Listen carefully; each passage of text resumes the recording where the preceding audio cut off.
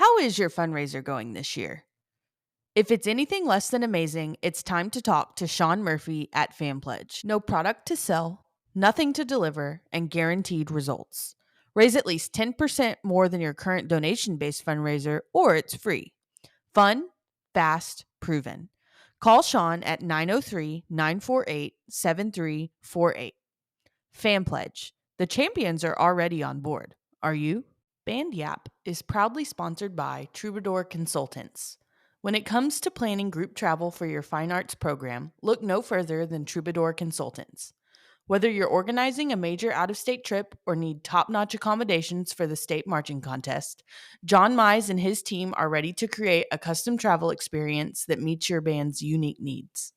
As a family owned, band director run company, Troubadour understands exactly what it takes to make your trip stress free and seamless.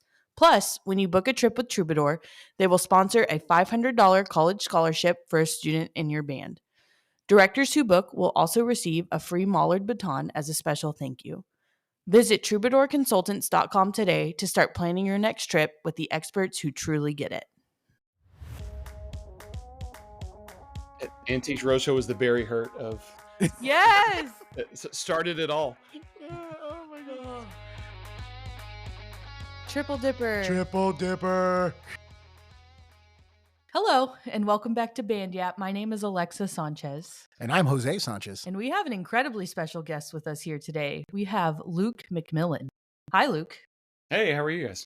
We are fantastic. We're very glad to have you on with us today.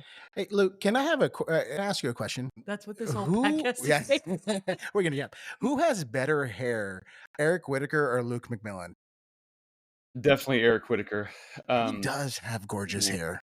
Yeah, definitely. You've thought about Yeah, I did, because every single time I've seen Luke, his hair is nice done hair.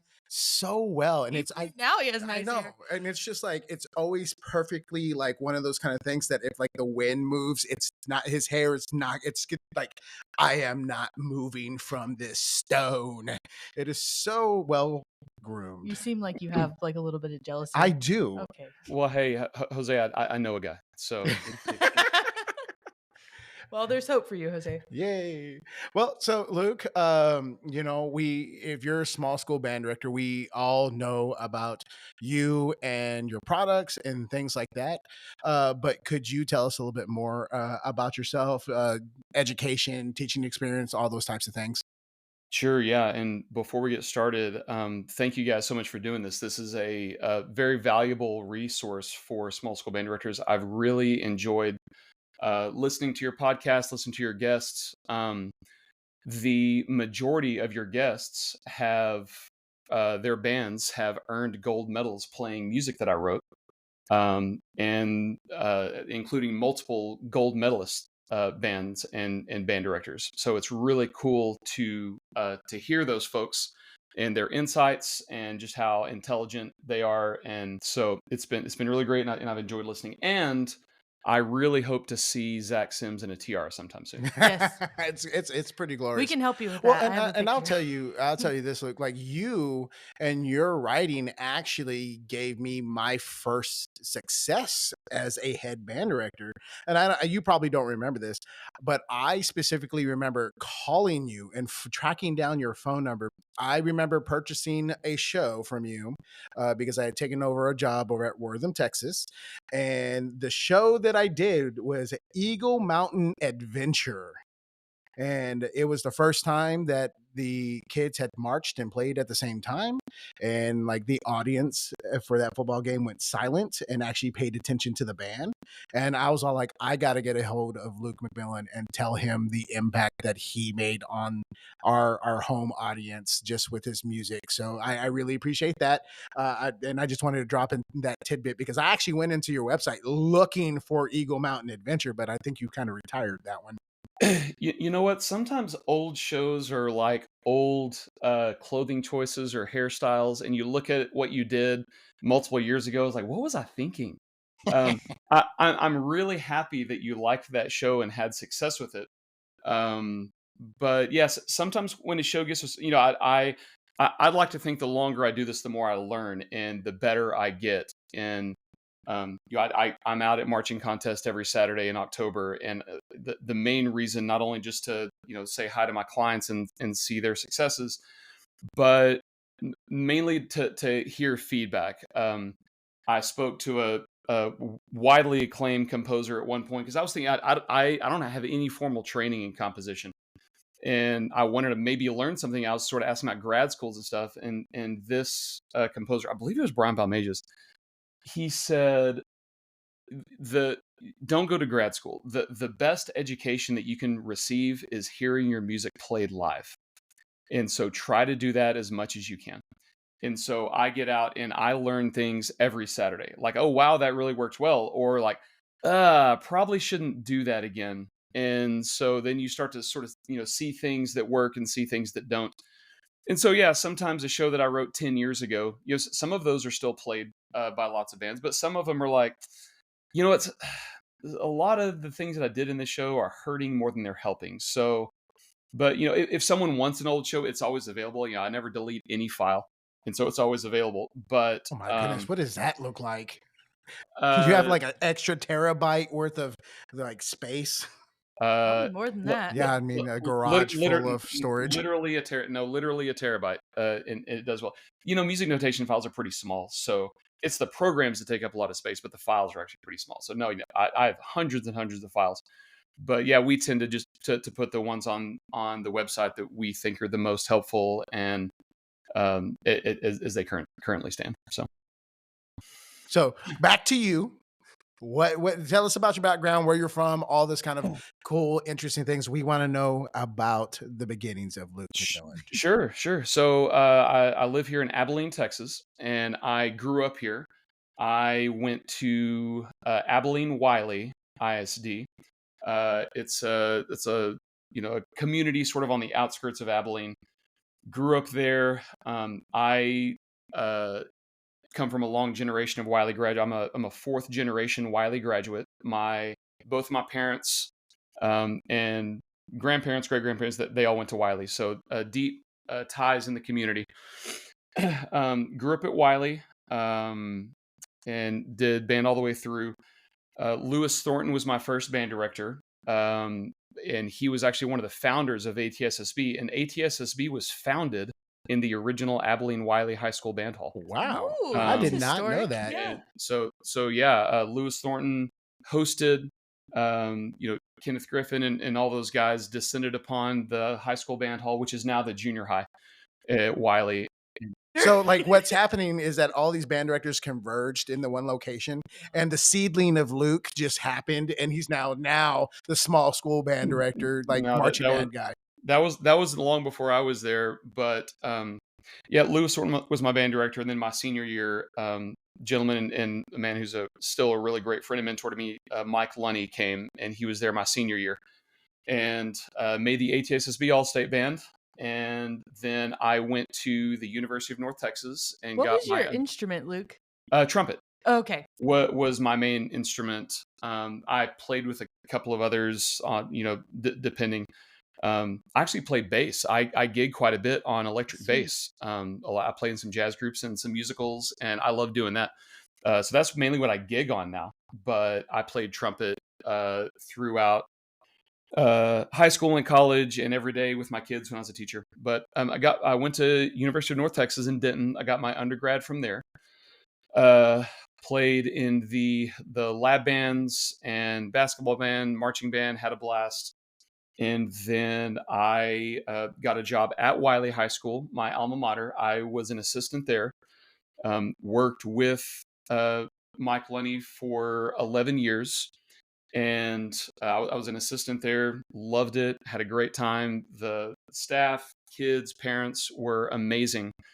But pretty much as soon as I started teaching, I started writing on the side. And I just got so busy doing that, I sort of had to make a choice. And I sort of at that time, this was, so the 2014-15 school year was my last year to teach. And, around that time, ramping up to it, as I had two full-time jobs, and I sort of felt like that wasn't super healthy. And so I mean, I honestly consider just stopping writing at all. It's like, I just need to focus on teaching. I'm staying up until 1 or 2 a.m. writing music. I thought about dropping that and just teaching because I was at a crossroads. I had to pick one. But ultimately I decided on the one that, I can pick my own schedule. I can work when I want, um, and stuff like that. So I chose to hang it up at Wiley. Still kept in contact with those guys. Still wrote their shows for several years. Still went out there and helped out. Um, but yeah, hung it up at that point, and I've been doing this full time ever since. Yeah, Mike Lunny is like he is like a band director legend. Oh yeah. I mean, not just in West Texas, but like we're friends with some people out in Littlefield, Bonnie Anderson, Mhm. and I love her to death, and just like a whole bunch of those people, Brian Tillman, and like you say the word Mike and they say Lunny. Like Mhm. it is like that much. And Oh so yeah, like he's the band whisperer. He can go and clinic any band and just work wonders. He's amazing. Has such a great ear, such a great mind, such great instincts with band sounds, and yeah, he's pretty incredible. well, and anytime I've interacted with him or even just seen him, he just seems like the most inviting person. Oh yeah, Like I'm 100%. just like I can see that he could probably get upset, but that's not where he lives. He lives in like happy and jolly. And it's just like one of those like, oh, that's nice. Yeah, yeah. But it's like Robert Vetter. Have you ever met Bob? Oh yeah, I know Bob well. One of the bands that I play bass in. I play in a big band in San Angelo, and when Bob was at Reagan County, he played in the big band, and so I've known Bob for a long time. I want to Nice. see that. I want to see Bob Vetter play in a big band. But Bob is everybody's grandfather. Yes. Oh I yeah, don't care what anybody says. That is everybody's like grandfather. I'm like surprised he's like, you want a butterscotch? I That's- would take a I butterscotch mean, from what's your favorite hard candy? favorite hard candy. Man, honestly, I'm a chocolate guy. Like Oh, We ask the hard I hitting questions here. yes. yeah, yeah. No, I'm a chocolate guy. It has to be chocolate. I'm not really like a fruity candy type So person. you are you talking about like the chocolate symphony bars, the whatchamacallits? Dude, The if we want to get real right now, a Reese's Fast Break is Oh, oh is the ultimate. it's And yeah, nice. that's sometimes those are hit or miss at gas stations. Yes. And so I sort of have my route, as I'm driving to little bitty towns around Abilene. I have that's when you know you that, have like you have like that's right. things If pinned. if I can find my gas station that has fast breaks, um, and of course I have my blacklist. She was like, oh no, they don't have fast breaks. I'm going to keep on going. This all subs is dead to me. Yeah. That's right. I'm a Twix person, but as in, like I like Twix. Oh yeah. Anything that yeah, that's like my go-to just because like I like caramel. I feel like you bring up the hard candy to slight me in some No, way. I like hard candy. I like butterscotch, but if you say like butterscotch I or like like hard candy, and so Jose gives me a hard time about it because I'm basically a grandma. I insisted that he buy me some for Christmas, and he didn't, and so and then I he ordered them the ordered next it day. post Are you a Christmas. cat or dog person? Neither. Neither. Mm. Oh, all Yeah. right. End of podcast. Bye. If I had to make a choice, I'd choose a cat because they're pretty chill. But Yeah, no, low man, I'll be maintenance. honest. Like I used to have a plant in my studio, and that was too much responsibility. So, like, if that tells you anything, like I can, So yeah. I Yeah, mean, I other than me understand and the that. children, Alexa does not keep plants alive. And the But, like, dogs, yeah, we the have dog. I mean, dogs too. yeah, they kind of self-serve. Yeah. So, well, It's so okay. nice. So, like, when I contacted you, you were in your last few years of What year was band that? director. That was like 2012, It might 2013. have been 2012. That's when we started dating, and you Yeah, were 9, 10. Yeah, it was 2012. Mhm. So, wow, that was, you 13 were years. Yeah. really, really busy at that point. Yeah, yeah, 100%. And it was hard. That's why eventually I had to make a choice. I just couldn't do them both. And it's kind of scary, thinking about health insurance and retirement and stuff like that. But it was untenable, and I just had to make a choice. But yeah, at that point, I would have been going pretty crazy. When I first started writing music, I knew I wanted to do that, but I sort of looked at it as like something to keep me busy over the summer to, keep me off the streets and keep me out of trouble. The hard hitting streets of Abilene. Yeah, yeah, that's right.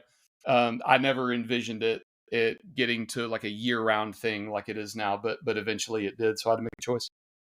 I think I know why we actually gravitated towards Luke and our podcast. It's because our marketing is the same. Our color scheme is the Oh, our same. color scheme is Yeah, indeed the same. yeah. Going by your Team A booth, I was like, I feel so at home. Yeah. We need to just set up an extension of Luke's booth. We'll just put some mics there. Everyone I- can I- yap. Actually, so the couches, they're made by Lovesac and Oh, they're okay. Yeah. modular. That's one of the reasons why we got them is because they can transport easily. Oh, But that they makes can so come much apart. sense. Yeah, they can come apart into pieces, and lots of people they're not really made for trade shows, but we sort of made it work. But yeah, they come apart into blocks, and you can position them any way you want in your house, like an L shape or whatever you want. Like all the sides and the backs comes Yeah, off. your booth always seems so inviting because every time we walk by it, there's like at least 6 I people was scared chilling to on go the talk to couches. Luke when we walked by his booth because there was a lot of people hanging Yeah, out there. there was. And so and I told her, I was like, you know what? I'm just gonna shoot my shot and go talk to Luke. I'm just gonna do it. Yeah, yeah. And Well, so well, well. So the whole reason for the couches, and if anybody doesn't know what we're talking about, you can go to our Instagram account and see pictures of the Yeah. booth. But when we first started out, we just had the listening table, and to where we wanted people to come up and listen to shows if they wanted stuff like that. But our booth sort of became a destination for small school Oh, directors, yeah, for sure. because if in and what's really interesting, if you hang out at the booth all day, which we do, you'll see like different contingent, like it's like, oh, the San Angelo folks are here, and then like an hour later, oh, the Waco folks are here, oh, the Panhandle folks are here, and it's like you'll see different contingent because like they'll see someone, oh, hey, how's it going, and they'll come and talk, but we realized we needed the couch setup because there would be people who wanted to sit and listen to shows. Well, there's people just sitting and talking, and I was like, and that's great. We want them to be there, but people who aren't really interested in listening, they just want to sit and congregate and talk. And so I'm like, you know what, we need an area for those because we don't want to shoo them away. We want you guys to come and hang out. And so we got a whole couch set up for like, if you're just here to chill, here's the best chill place on the entire exhibit hall. If you want to listen to music, then here's where you can do that. what you need to do, the next step is a margarita machine. It is on the list. You would want to spike in business. The margarita machine will do it. We've been trying to get one in the teacher's lounge for years. No. So okay, so small school, you're doing the thing. You decide to like, okay, I'm going to step back, create your, and like a lot of people don't realize that, or they forget that. Like when you step out like that, that is a huge risk. And so like, who was like somebody that you leaned on in that process? So I had clients in the beginning tell me like, man, you could do this full time. When I'm like, no, there's no way. Like there's so many factors. Like it's not, it can't happen. It's not going to happen. But they just kept on saying, no, I really think that you could do this. And eventually I just listened to him. One of my greatest influences is actually a band parent of mine who owns, his name's Scott Center. He owns a real estate company here in town. I taught both of his kids, and I leaned on him a lot just because he owns a business and he's done the thing before. And being in the world that I was in, you don't really talk to a lot of people like that, and so just having access to someone like that, and he introduced me to other people, and just having someone like that to lean on to say like, okay, so how does this, how would you handle this? How does this whole thing work? He was instrumental, no pun intended, in my growth as a business person and like venturing into that world. Yeah, I mean that's because a lot of people don't talk about like, hey, I'm going to start going into this type of thing, but like you said, like the insurance thing and like really kind of depending on yourself, and that's about it. Like it is you, it is your family, and it is you're putting a lot of things on the line for a passion that you have, and that I think that's ultimately what makes you as successful as you are is that you put your eggs in that basket and you like had a great support system. So like that really does help, but that's a scary thing. It's almost like a brand new band director becoming an only band director at a school. It's like, oh, I'm by myself now, and which like John Schreiber, I mean, he was by himself over at Valley Mills, and he started with your products. Am I right about that? Same thing with Brian Sowers, Yeah. probably Zach Sims. Me, I'm not that good, but it's okay. Me, but like so many other people. You played good music though. Yeah, I mean, he like seriously, your product got Wortham their first sweepstakes since 1996, and that was 2012. So there was quite a distance. So, making sure you have the right product and the right people in the right places, that helps. Yeah, exactly. And I did what a lot of other people in my position do, which is like I took on a few more things when I made the transition, just for sort of a sense of security. Like I'd never written drill before, but I was like, you know what? As I make this transition, I'm gonna start writing drill. And so I did that. I found out really quickly that as far as writing drill, I was terrible at it and I hated it. So that didn't last very long. And the main thing, I realized that it was taking me away from music. I realized like I have this thing that I love doing, and people are using my services. Like I need to focus on that. And so the drill thing lasted a couple of years, and I realized I'm fine. And so I focused just solely on music and haven't turned back. So, Luke, when you started writing, and you were still teaching, how did you get connected with people who started using what you were putting out? So I guess this will take me back to my very first show and how that got started and how that spread from there. So my very first year at Wiley, we were at a football game, and so the Beatles is my favorite band of all time. And this is my very first year, and I said to Mike Lenny, you know what? We should play a Beatles show. That would be really fun. And I follow that up with, and I could arrange it. And he was dumb enough to say, sure. And even though I had never arranged a marching band show before, but he trusted me, and I wrote it, and it was awful. I still have that file on my computer, by the way. I told you I never delete anything. I still have that show. Oh, we should put Um, that out to the public. Just like, hey, for one day only. yeah, exactly. And so there was what I only did what I knew to do with this show when I got it done, and that show it to other people and ask their advice. And like, what do you think about this? And one of the gentlemen that I asked advice, he was the band director here at McMurray at the time. His name's Chris Neal, and Chris wrote drill for some of the schools around this area. And he said, "Man, this is really good. Would you consider doing this for other schools?"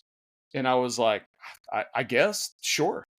And that same summer, like I wrote sort of like a tune or two. And then the next summer, I think I wrote one maybe show, a couple of shows, something like that.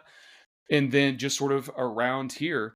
And that's actually how I got into writing for pretty much just small schools, is because like around Abilene, you have to drive 3 hours pretty much any way to get to a decent sized town. And so that just happens to be who's around here.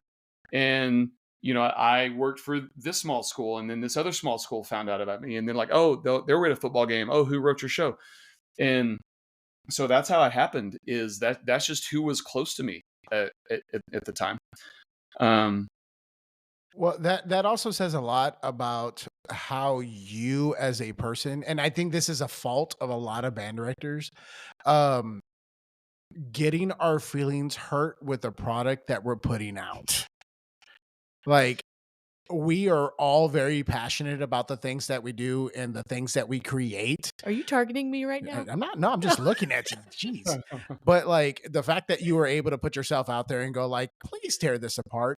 And I mean, look at what your product is and how much you've grown in the business and the culture that you've created within all the things that you're doing. And it starts with going like, I need help. And it's okay that I need help. Please tell me how I'm doing things incorrectly so I can make them better. And I think just a lot of directors have their guards up about Yes, that. they do. yeah, sure. Well, and still, like, I still have techniques that I use today because of feedback from band director. I always, I always love to hear that feedback. Like you mentioned Brian Tillman earlier, he was always really great. We would sort of have a post-season, let's evaluate what worked, what didn't.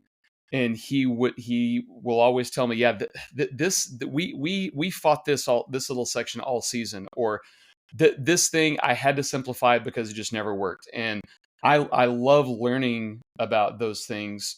I sort of have to disconnect myself. You meant that, or you said that some people get in their feels about things, and I sort of have to disconnect from that and say, hey, this is a tool that I'm making, just like you design a hammer for a roofer or something like that. This is a tool for people to be successful with, and so you can't get too like in your feelings about it. Yep. And I mean, I've been guilty of that. I'm like, don't talk about my band. It's Mhm. like as soon as I got rid of that mentality, I think I became a much better educator and probably just a better person because that's just like some things you got to just let roll off. Um, Coming back to something, people in East Texas want to know: are there trees in Abilene? There are mesquite trees. There are mesquite trees. Are you live streaming this right now? No, Oh, I was. no, I just like the one point. Pretty cool though. Yeah, I would. He was like, "Oh my god, please don't." Uh, but like talking to Brian Sowers thought one part of Fort Worth was West Texas. And he's like, nah, buddy, there's a whole lot more and a whole lot less. What did he say that anything past Mesquite was Yeah, West yeah, Texas? West Texas, yeah. Yeah, It's pretty just much. like Yeah, trees wise, he's right. No, there's some mesquite trees that they're pretty small. They don't get too high. There's a few pecans here and there, but no, you get even further west. Like I don't know, Colorado City, Big Spring. It's pretty much like flat desert, but there's a few sporadic trees in Abilene. is there like a tumbleweed situation out there? I have seen a real life tumbleweed blowing across the road. Yes. Okay. I saw my first one going out to do a Regine clinic, and I was all like, this isn't real life. I just saw a tumbleweed. I remember that. I Yeah. remember you telling me I was like, that was the weirdest thing because for a lot of us, that's just like a myth. That's just like something that doesn't happen. And then you see one. If you like live in Lubbock or somewhere out there, they become real. Yeah. Uh, It's just like ar- it's like a Armadillos jackalope. are real too. Yeah. yeah.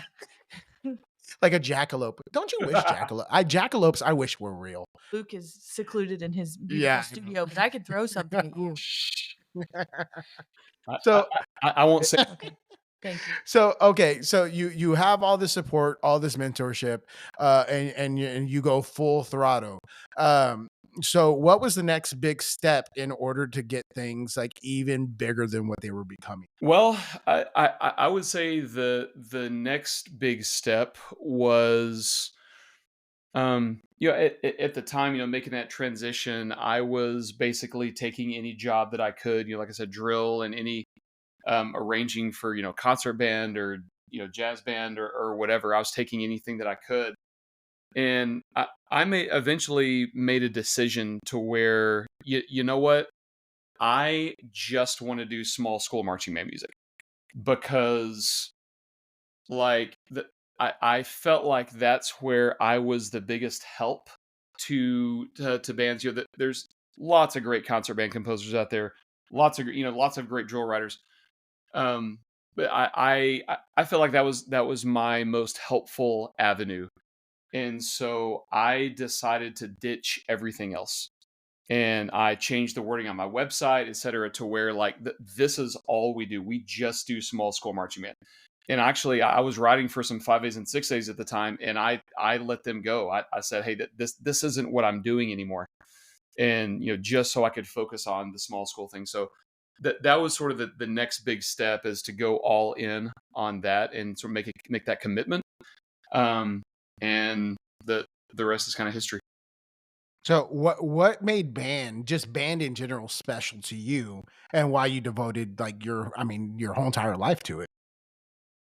You know, Probably similar to a lot of folks in this industry. When I was growing up, I never really felt like I had a place, and I wasn't a sports kid. I didn't like, in small towns. In Wiley, it's getting bigger. It's a 5A now, but when my parents went there, especially, it was on a dirt road out in the middle of nowhere, and so I went there when it was sort of making that transition. It was still very much a small town feel. Yeah, I didn't do FFA. I didn't show calves. I didn't play sports, and I think with bands, something just really clicked, and I found my people and I found my place. And felt like that all through middle school and high school. And so I just knew that this had made an impact on me. And so I wanted to continue down that road. Yeah, what year did you make All-State? 1999. So was that near the inaugural year of that, or was not the inaugural year? I think that was like 94 was the first year of ATSSB. I think that sounds right. And so, yeah, this was 1999. Yeah, so you performed in the Scottish Rite. I did. I So did. we're all gonna have to get checked for cancer. What Everyone is that the thing performed. there? The asbestos or Yeah, the okay. asbestos man. Yeah, that place. It was a beautiful auditorium. I thought the ceiling was gorgeous, but like you want to talk about a haunted facility. That place was sketch. Yeah, yeah, it was pretty old, but it was a great experience. Colonel Bourgeois was the conductor that year. Ooh. Ooh, yeah.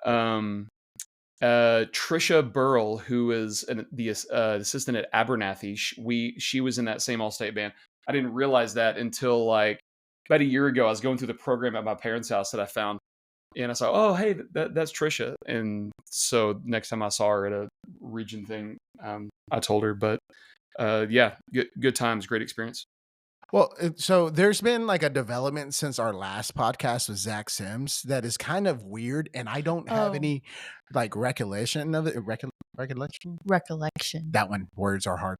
That Zach Sims and I might have been roommates at the All-State band Oh my and gosh. his first year, and I don't remember that. Like I have I'm no kind of dumbfounded as to how you could not remember I that. And I not you alone, but also Zach. well, there's like 20 years between then and now, but 20, yeah, 20 years. So, but like I remember my junior year because we were all tuba players, so we were all stupid. But like Zach was like, "Oh, I think we might." I remember a tuba player because we're from the same area south and South River. And he was just like, I remember like rooming with the tuba player, and he was Hispanic, and he was very vocal. And I'm like, "Oh, that might have been me." I go, And I hated that guy. that guy sucked. So I was like, I'm sorry if I ruffled your feathers back then, man. I'm sorry. And so, like, it's just like a weird coincidence on how all that stuff kind of happened. Like Wiley Gore and I we were all in the same band all at the same time. It was just like weird, but it's So what Wiley Gore is a Wiley graduate. yes. He was like I grew up with him, ran a couple of the same circles. He was like an eighth grader when I was a senior, I think. See, it's a very small world. But that was just like weird when he texted me. He goes, "I think we were roommates over at Allstate," and I was like, "That is That's weird. that doesn't make me fit. That does not make me give the butterflies. It just ugh. So okay, so so you start building, you start building, and then I tell us about your relationship with Barry Hurt. Yeah, what a great human being, great person, great teacher, great writer. So my relationship with Barry Hurt. So I first ran across him. He probably doesn't remember this, but and I don't know, if I met him at the time. He came into town to do a region band clinic in like 2006 or seven, and we sort of chatted. But I wasn't really writing much at the time, so I don't really think he probably remembered me. The next interaction was when I was writing and stuff, and I went up to him at his booth at either TBA or TMEA and just wanted to talk to him and introduce myself. And I walk up and I'm getting ready to say, "Hi, I'm Luke McMillan." And he just immediately just starts talking like we're best friends. And my first thought was like, "Oh my gosh, he knows who I am." Like I I've arrived. Like Barry Hurt like actually knows who I am. And he was saying like, "Oh yeah, I really enjoy your music and I've heard it a lot." It's like, "Oh my gosh." Um that would have been 2012 or 13ish, something like that. And so yeah, we just always kept in contact. We'd hang out at state marching contests, stuff like that. And then I went to a marching contest in San Angelo. This would have been fall of I don't know, fall of 13 or 14 maybe. And he said to me, "Hey, so I want to run something by you." He said, "You know, I I retired from band directing because I didn't want a job anymore. This whole arranging thing and selling these shows, it's getting to be a job." And he's like, "One of these days, I'm not really going to do it anymore." He's like, "I would like my music to keep on being played, but," he's like, my kids don't really want to take over the business. Um, is that something that you would be interested in, like, overseeing?" Yeah, sure. Um, yeah, if that's what you want, then yeah, I'd be happy to do that for you. And so about a year later, he told me, he's like, we're ready to do it. If you are." And I said, "Sure." And so then I got to learn about what it's like buying a business and how way more complicated it is than you would think. And that whole process took about a year. Um, and it was, I guess, very beginning of 2017, like February 2017, where it was all done. And I owned his catalog of music because that's what he wanted to do. He asked me to do it. I agreed. It wasn't like a hostile takeover or anything like that. Um, but it's just something that he wanted to do and he asked me to do, and I obliged. Yeah. So actually, he was at your booth at TMEA, wasn't Oh he? yeah. Oh yeah. Yeah. Yeah, he comes pretty much every year, and when I'm getting my booth badges, I'll always call him. "Hey, are you coming to TMEA? Do I need to get you a badge?" And so yeah, he'll come and he'll help out. Somebody come, "Hey, I'm looking for a show that's sort of between this and this," and Barry's like, "Yeah, yeah, let me. I wrote this for this band," and so it's great. He comes and helps and talks, and there's people all over the state that want to come and see him, and so they sit and just talk, and we always love seeing him and hanging out with him. So for the people that know, the young folk who don't know, Barry Hurt was like really the first person to specialize in small school music and marching shows. So where was he at as a band director? Because I know he was also out in West Texas. Yeah, he was at Plainview for a long. That's where he retired from. He retired from Plainview. Before that, he was at Sundown. He was at Sundown for a long time. Won several state championships at Sundown. Yeah, no big program. Yeah, just Yeah, yeah, sundown. yeah, exactly. So that's where he taught, and that just came from he just couldn't find music that worked for what he needed, and so he's like, "Oh, I'll just write it." And so he did, and he sort of stumbled upon that whole thing too, because Banyard, he's sort of in the same boat. In Lubbock, it's sort of the same thing as Abilene. There's you have to drive a while to get to the next big Okay, big town. what is the longest trip you've taken on a bus? Oh man, 4-hour bus trips back at like Wiley. That wasn't uncommon because the football team was so good. No other coaches would want to play us in the preseason. So I remember going to away games in like Austin area from Whoa. Abilene. For this is for a preseason game, and then playoffs is a completely different story. Because the Wiley football team would always go super deep in the playoffs. Um, but Barry was sort of in that situation, so just bands around him be like, "Oh, hey, that show that you wrote for Sundown back, could we play that?" And he's like, "Yeah, sure, I guess." And he just give it to him. Um, and then when he retired, he's like, I wonder if I could make a business out of this. And so he did. Um, and so that's how that went down. So what would you say his impact on small school was, and kind of the development of like what you started doing? Oh, his impact was invaluable. It with small schools, it's all about achievement. That's where I always start.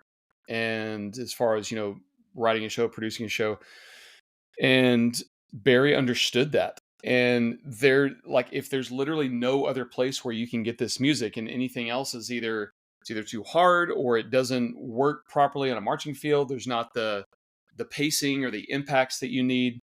Like I said, he was pretty much the first one to do that and to sort of start that wheel in motion of like, this is small school marching bands play music that was written for a small school marching band. It paved the way for all of us to do what we.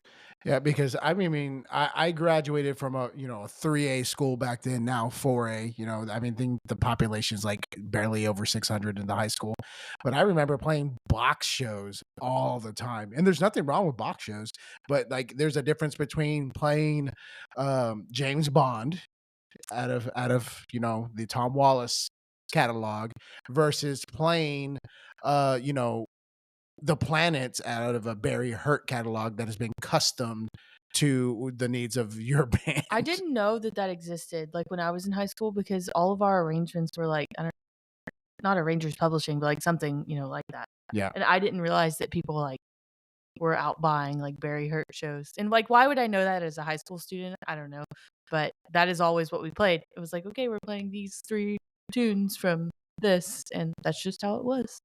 And that worked well for a long time. But then, we start to get into how pacing is evolving, and what the bigger schools are doing as far as the arc of a marching band show and how that works, and that started to trickle down to smaller schools. And so yeah, the published stuff worked great for a long time. I played those when I was in high school.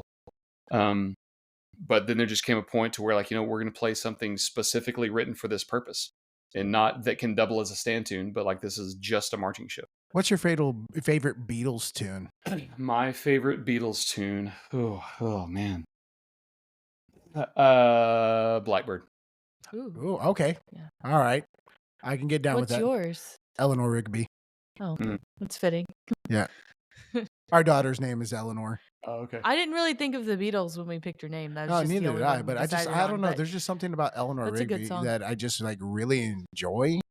I think it's because it's not like a lot of the rest of I their went through a stuff. Beatles era in high school with like, that was when, that was the sweet in between like ruining your family computer with LimeWire and like but like it was in the weird in Stir between lime, when you like- MP3 players, but you didn't really know how to put music on it. You know what I mean? Yes. Okay, like iPods were introduced like when I was in, I guess. Were like, you an middle iPod school, or high a school. Zune person? I had an iPod. Does anybody remember Zunes? Yes, my friend had one in middle school. I think it was middle school. But Luke, were you an iPod or a Zune person? I don't think I ever had a Zune. I think I had an iPod for as long as yeah. Did you have one? Always iPods. A Zune? Or either. No, I was too poor to Yeah, I was own about to say either. that doesn't track for you. But there was like a release when I was like super into the Beatles where you could buy their entire Album, catalog yeah. on an USB drive. It wasn't like a streaming thing. It was like you had to purchase this. I don't even know how much it cost. It was like $100 or maybe more than that. I don't know. But it was a USB. So what are your drive of feelings music. about Yoko Ono? You know what? I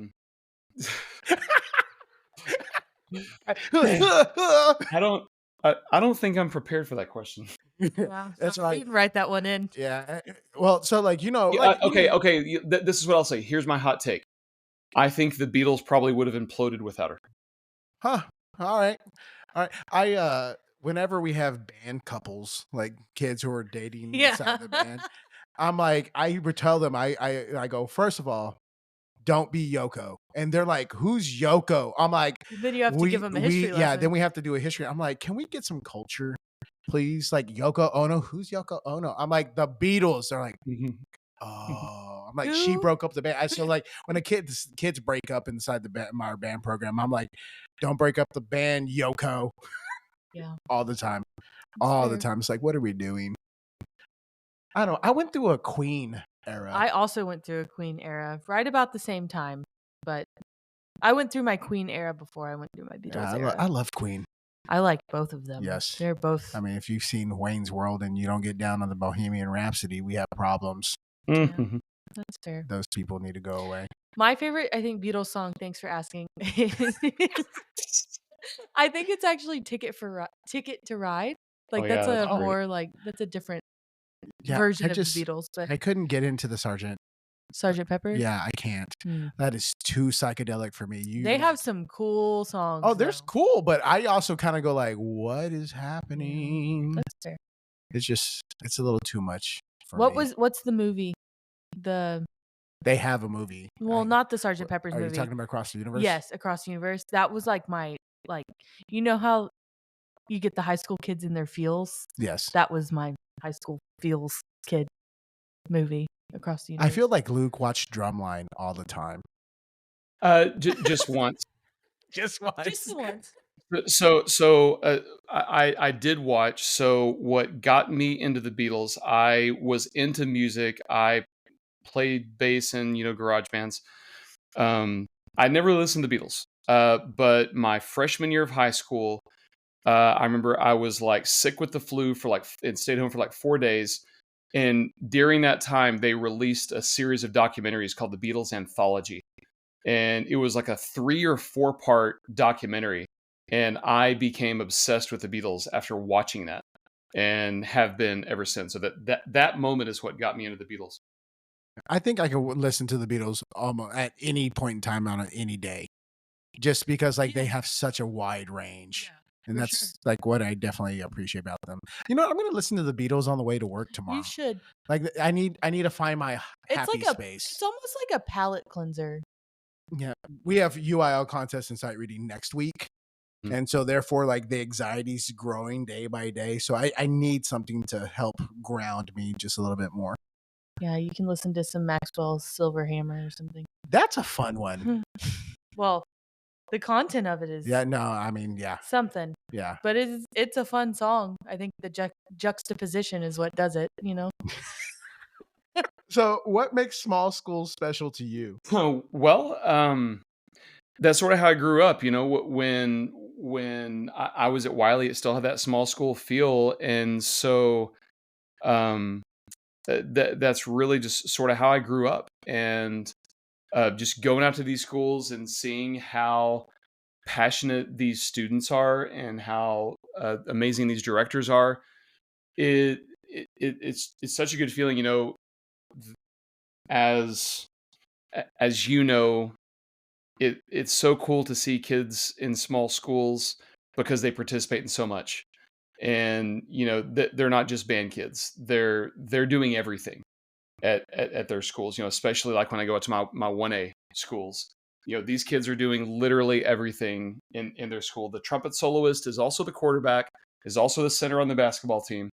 And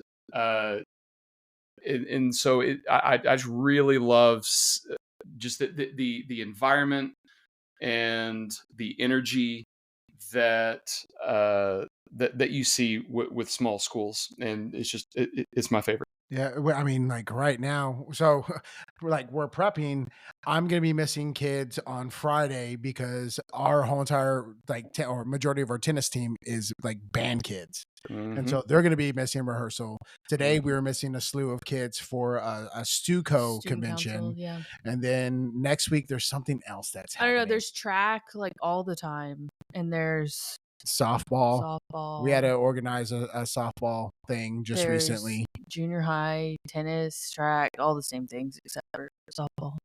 Yeah, I mean it's pretty amazing how and those kids they become better adults because they figure out how to, one, compromise, and two, just figure out how to operate a planner and a schedule. Well, some of them. Some of them never learn, but that's a whole nother animal. So, okay. So who was your first state marching band contender? First state marching band contender. You mean making state? Yeah, sure. Crane High School. I still work with Crane to this day. I've written custom shows for Crane pretty much every year since 2011, I think. Daniel Todd was the band director there for a long time. Yeah, starting in around then. They were a perennial state marching contest participant for decades now. And he brought me on in the early 2010s. And I was gonna say, did Wiley make it before then? I think the first time Wiley made it with my music was 2014. So yeah, it would have definitely been Crane. and then Sundown when Mike Glaze was there. Not long after that, um, and then just sort of went from there. Yeah. So, I mean, what was that feeling like knowing that your music had gotten to the quote unquote the pinnacle of the marching arts? Well, at that time, just getting there wasn't good enough. Like I felt a lot of pressure to do it right, to where when they got there, they did well. You know, um, and so I again, the first time I started writing um, for state qualifying bands, I started sending it out to other band directors who I knew that had done that before, and like, could you give me any feedback? What should I change? Because I wanted to make sure that I got it right, and they hired me again. So it was really exciting, but it was sort of nerve wracking at that time too. That like, please, like, because like any creative person, we have imposter syndrome, and I honestly think like, when have you guys ever seen like the arc of like how a creative process works? Like it starts like, oh man, this is going to be great, and then there's a little dip, and then Yeah. at the end it's like, this is the best thing in the world. Pretty much any show, when I'm in the middle of it, especially like the middle of the opener, I'm like, you know what? This is the show that everybody's going to find out. I have no idea what I'm doing. This is the one. This is the straw that's going to break the camel's back. And so we all have that feeling at some point, but I think that was heightened at that time. It's like, crap, like I've never really done this before, and so just me being nervous about it doing well and hoping that I didn't get the band director ostracized from their community in school was my main goal. Just like, don't screw it up. Yeah. Well, that's only if you play the national anthem in a minor key. Oh my That's when you goodness. get run out of town. Oh my goodness. Or in 4/4. Oh, we don't talk about that. That hits too close to home. Oh, really close to home. Mhm. I mean, so like how I mean, so that was a great I can only imagine what that felt like, because like you're putting out, and this is something that I have said to people that I've hired to write shows or drill or whatever, is that like, one, I want to, like, yes, you want to give me good product because I'll come back to you. But also at the same time, me as a director, I want to do right by your product. And I think if more directors took a viewpoint of also that, then it becomes a symbiotic relationship where, I am doing right by your product and you're doing right by me. And that's how we can better enhance our products together. In Jose, what a lot of directors don't realize, and we try to communicate, but just a lot of them don't know, is like I'm here to help through the whole season. Like I want to collaborate with my clients. Like I want to see recordings, or hear recordings. I want to see videos. I want to be a part of this process. And a lot of times directors, I'll tell them that, like, well, I just didn't want to bother you. It's like, no, no, no. Like this is my full-time job in the fall, is to make sure that my clients are in the best success position to succeed, that they do as best as they can. And like my strength is, like, you guys are good at the band directory stuff, like the tuning and the note lengths and the all that kind of stuff. I like zooming out and seeing the entire thing. Like, hold on, why are you coming on the field like that? What's your thought process? Like seeing the whole thing, to where this entire presentation, from the time the first kid steps on the field or the last kid steps off, like this is professional, it's sophisticated, we're making a good impression. um and so I love being a part of that process, and from as early in the season as possible. um and so I really love doing it, and that's such a big part of, for the directors that feel like, well, we want to do a great job. It's like, well, involve me. Like I'm that's what I do, and I'm happy to do that. Yeah. It, and I'm gonna say something that might be a little controversial. I'm just gonna You've put a never word in. done that I before. never. But and I've told this story before, that I grew up very not, I don't want to say underprivileged, but I grew up in kind of in a rough situation, and not to kind of trauma dump, but like I remember like for us to take baths with warm water, we would have to boil pots of water and take it to our bathtub. That's just the way thing that worked. And I asked my dad one day, like, why, we're poor. He goes, son, you might be poor, or we might not have the most money, but because you're poor doesn't mean you have to be dirty.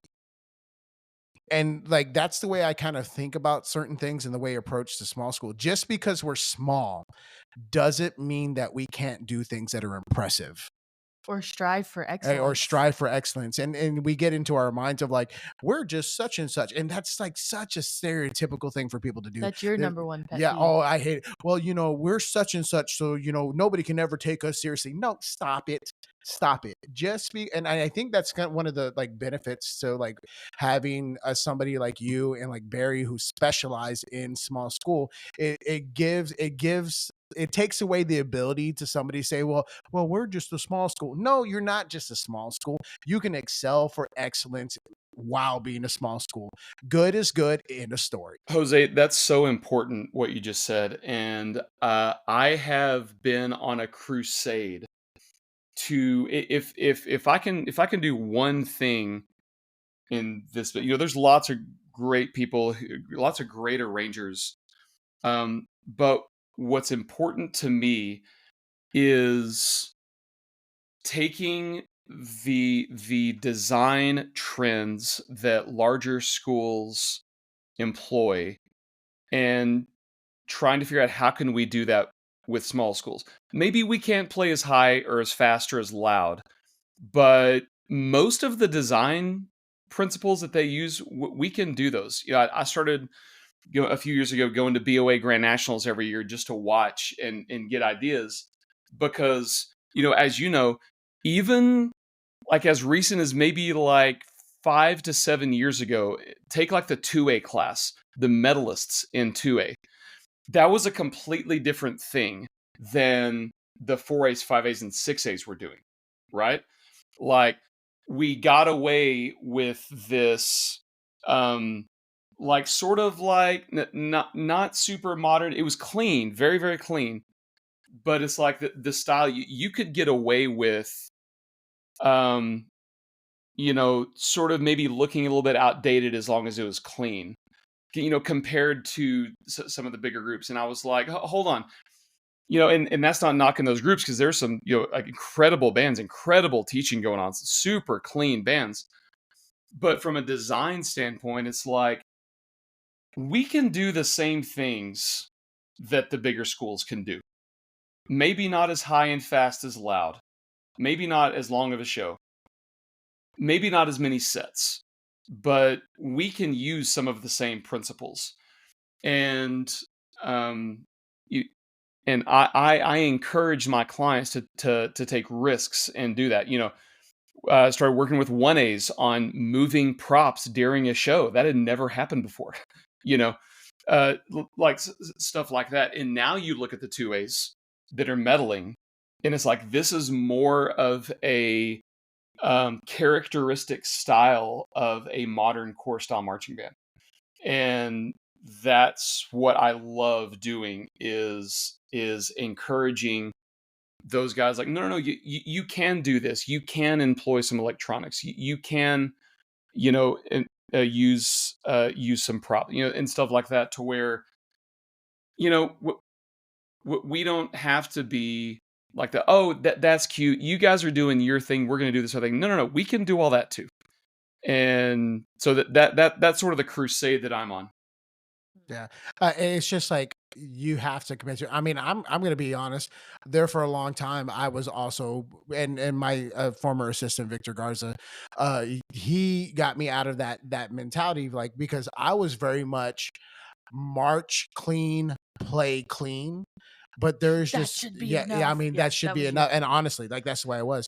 But like there is so much more to it, and not just the pageantry, but the overall like connection with the audience that sometimes gets lost in what we do.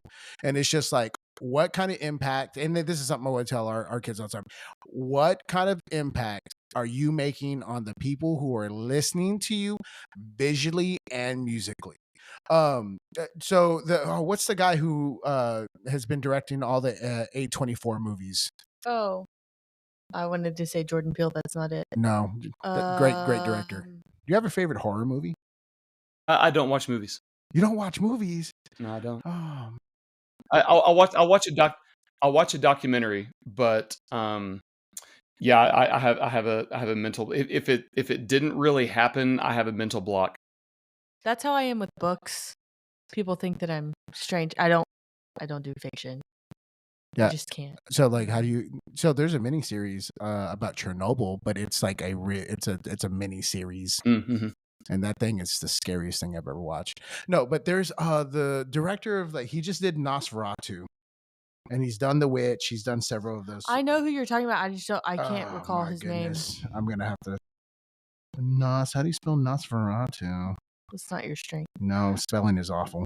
Nosferatu. Also, that's also a hard word to spell. Oh my goodness. Robert Eggers. Oh, yeah.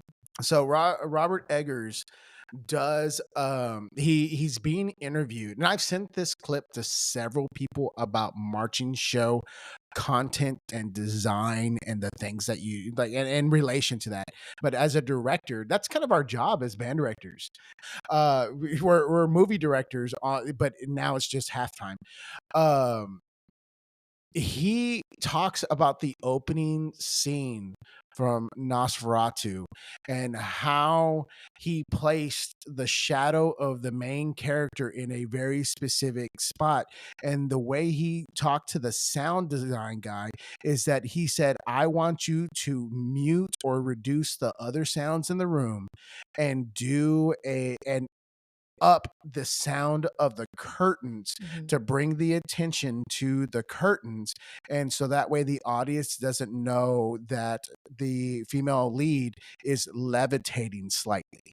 Oh my gosh. And like, so like the mindset of how you do those things and that creative style is something I think we also forget, is like how to bring the attention to the things that we need to bring attention to while reducing, like allowing other things like a sleight of hand. And so like that, I encourage you to go watch that, because like that's crazy. I would have never even, it's like the movie No Country for Old Men. Oh, yeah. Like there's no movie score. The whole entire movie, there's unsettling. there's no music. And the director did that intentionally to put the watcher on Because edge. the movie is unsettling.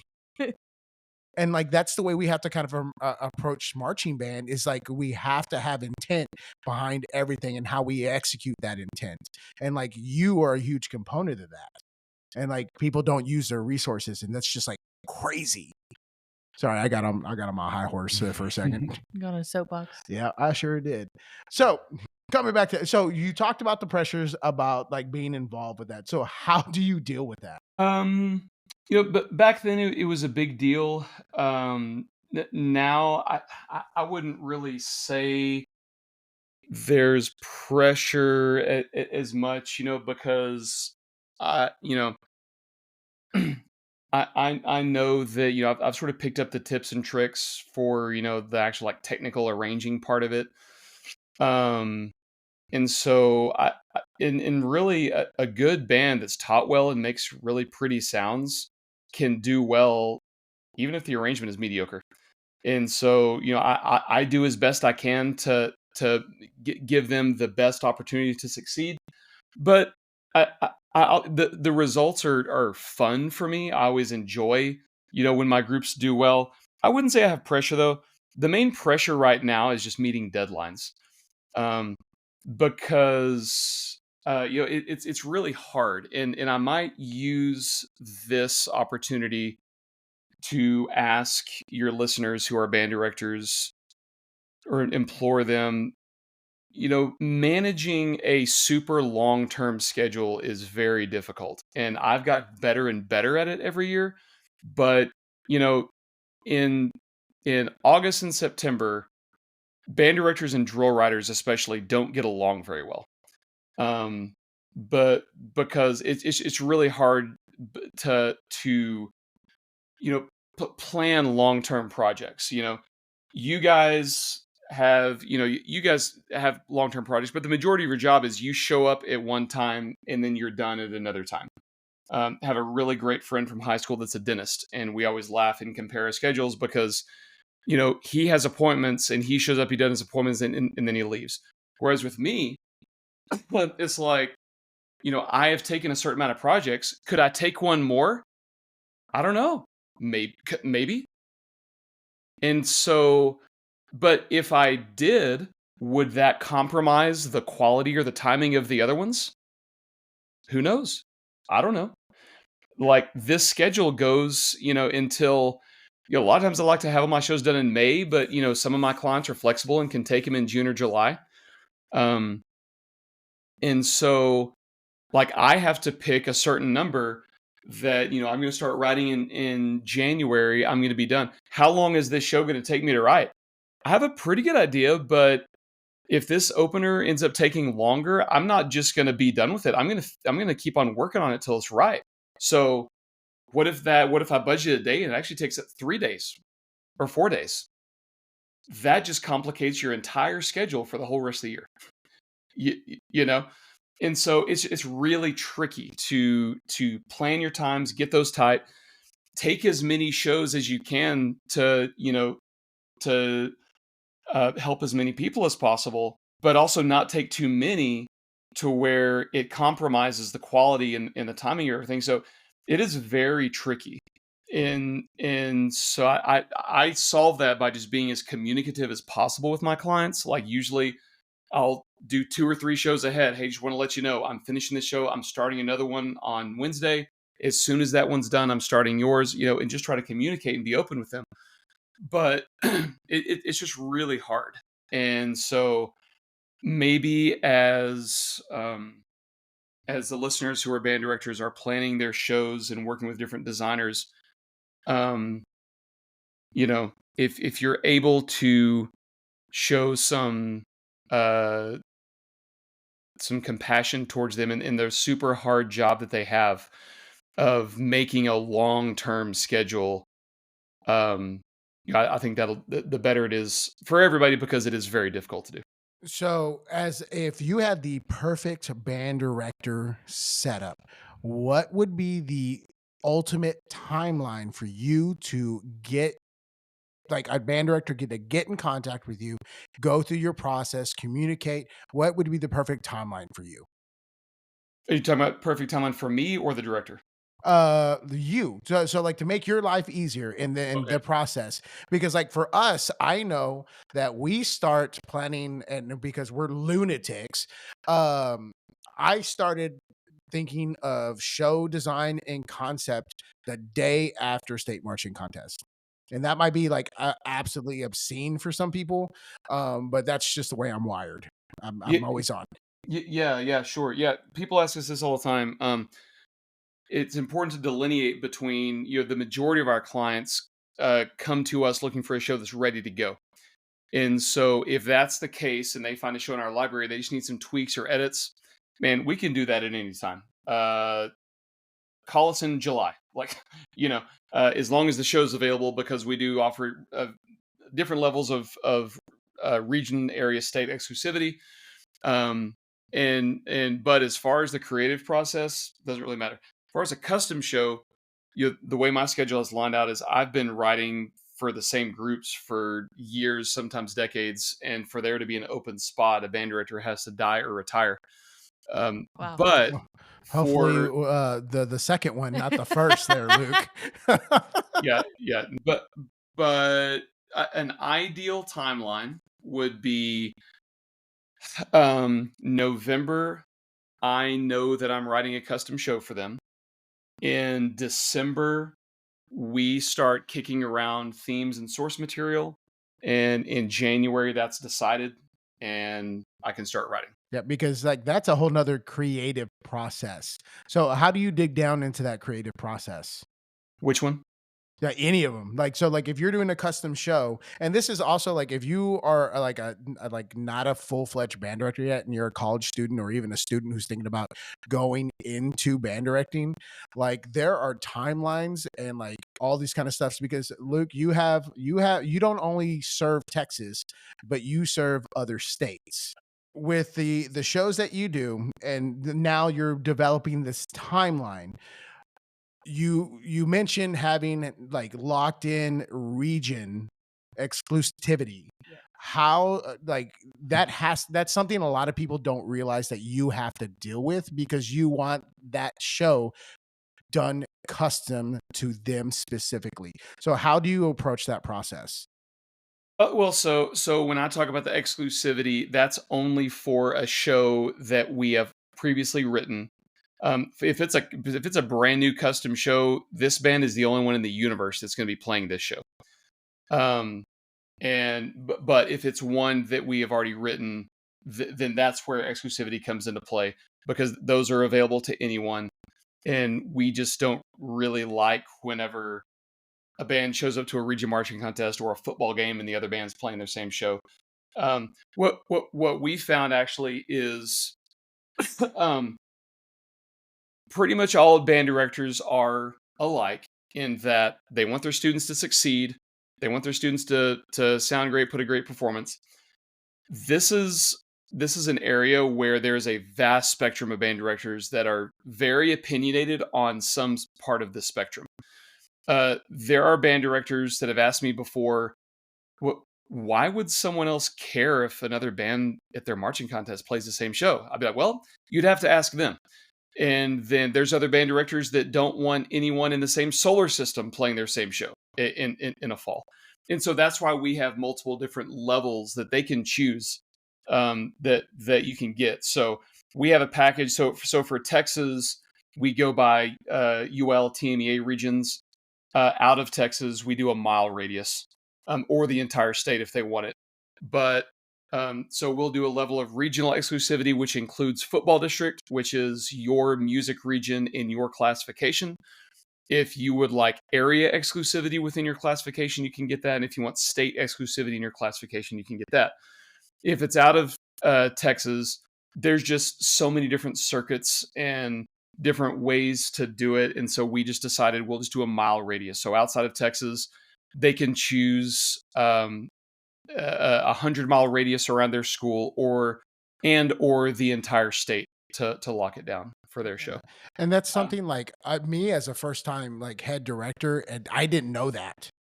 Like, so like when people are like, you better hurry up and pick your show or like pick it from so and so, I didn't know anything about that. So by the time I got to the table, I was like, that is the wishbone. Well, it's the same thing if you want Luke to write you a custom show and you have to get rights and go through Chase and so on and so forth. You also have to do that and make sure that you take care of those things. Yeah. And some people don't quite realize that. Yeah, and when we do all that for you, and we've gotten to the point, so when I program my custom shows, and my custom show clients know this, that we try to program as many of the least expensive songs as we can, and we try to do the ones that are approved fairly quickly. Yes, and that's important too. Yes. Yeah. And Jose talking about, you were sad that I didn't have Eagle Mountain Adventure anymore. We will also sort of sunset some shows that, like, you know what, this song is starting to get to be a licensing nightmare. Like, we don't know if it's going to be 2 months, 2 weeks, or 6 months. And we don't want to have our clients deal with that. And so we just pull the show. If somebody wants to play, it's like, yeah, you can, but here's the deal. Here's what's happened in the past. Yeah, there's an asterisk attached to that one. Yeah. So yeah, we try to watch for that, but we will handle all the licensing legwork on behalf of our clients. All that our clients do is pay for it, and we do everything else. But if there is something that takes unreasonably long, then we'll alert them. Or there's some of the shows I think we still have on the website that we'll pull at a certain time of year. Because, like, this is going to take 3 months. So I don't know if in June I'd feel comfortable licensing this show, because who knows if it's going to be approved in August or not. So what are some of the traps that band directors like find themselves in all the time when it comes to like doing either like a commission show or just like a show off your website? one of the hardest things for band directors, and this is with a marching show, with concert sight reading music, with spring concert music. One of the trickiest things is programming the right difficulty of music. And um it's really easy to overprogram. I would say that's probably the biggest trap. And now luckily we are here and we are available. I always tell directors, hey, if something isn't working in the fall, let us know, and we can change, we can modify. But then that gets kind of nuanced, because like you have one day of rehearsals. Do you start chopping? It's like, well, let's give it a second. But if a couple weeks have gone by and this still isn't coming together, okay, let's talk about what do we need to do. But there's a couple of elements of picking the difficulty for your show. One of those is the trap of, you pass it out in May after your spring concert's done and you read it with your seniors. That's a different band that's going to show up in August. you, you, you know and so sure, it sounds good great now. Is it going to sound as good with your seniors gone? So that's one element of that. Another element is not just difficulty, like amount of notes, but also like parts being covered.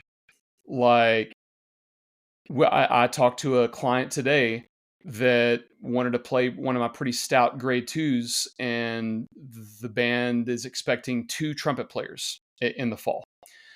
And that client was asking my advice on what I thought about that. And I answer it how I always do, which is like, this completely depends on the playing ability and the trustworthiness of these players, and how you want your blood pressure regulated in the fall.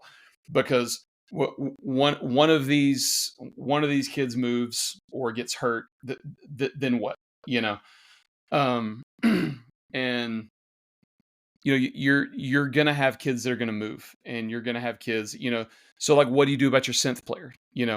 Are you gonna trust this synth player to show up, to be reliable, to learn their part? It's hard on the whenever you have a fewer number of performers on one instrument. Another nuanced thing about difficulty is when you choose your difficulty. Let's say you want to up the difficulty next year in your show. There's lots of factors that should go into that. What's happening in your feeders, and etc. I think a common trap is upping the difficulty of your production based solely on success. Like, we did a great job last year. We played one of your grade twos. The kids did great, so I think we're ready for a grade 3. It's like, well, do you think it's possible that they did such a good job because you chose the exact level of music that they needed? So basing an increase in difficulty only on success is a trap that some directors can fall into, because that decision can and should be made, but with lots of moving parts factored in. Yeah, it's just like you watering a plant. You can overwater a You plant. sure can. Found that out the hard way. And so like, yeah, you're like, yeah, oh, watering a plant's great for the plant, but at some point in time, if you keep on watering that plant and you overwater it, you're going to drown the plant. And You it's the should have same told me that sooner. same thing with like the difficulty thing. And I've heard that's like, oh, like my band plays grade 4s pretty consistently, and like we've been asked, well, why don't you just try for a 5? And I'm just like, they're not. I haven't done the correct amount of feeding the plant in order for us to get there. And there's just certain things that we have to change and do in order to get to that point. But I'm not going to risk my health and my sanity, and I'm not going to risk the success of the ensemble for my eyes being bigger than my stomach. Well, Mhm. something that you do too, and I didn't realize that you did this until recently, and other people may or may not realize it either, is that you very close to almost have a true wind ensemble.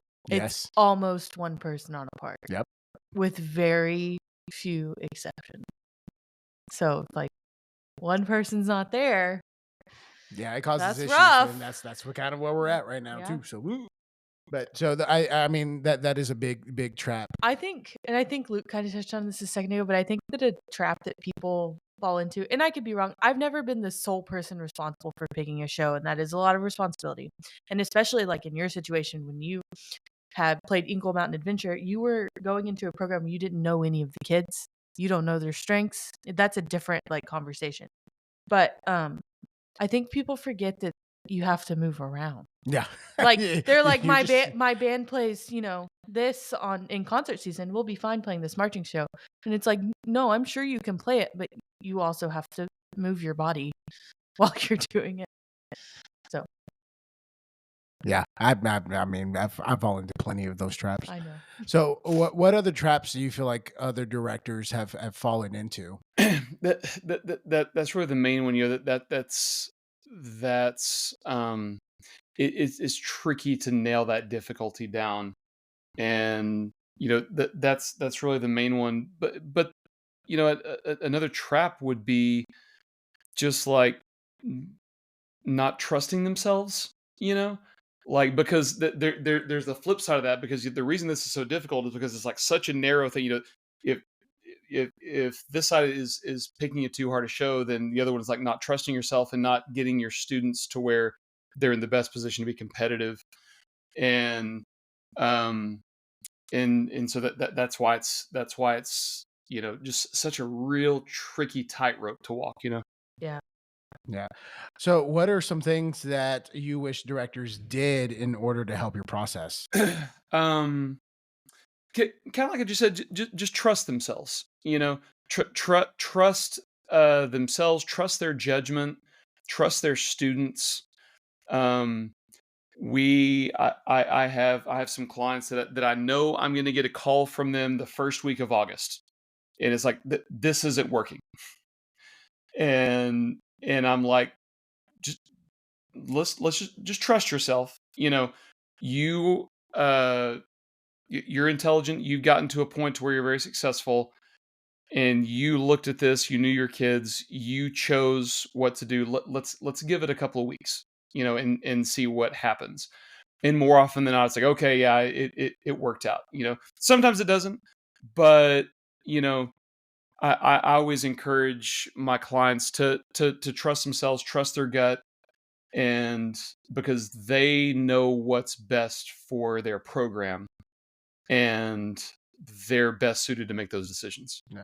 We call September and sometimes early October the watering hole, because when we get into late September, early October, that's when we bring out the water hose and we start watering parks. Yeah, And and, so, and that's a good time to do that.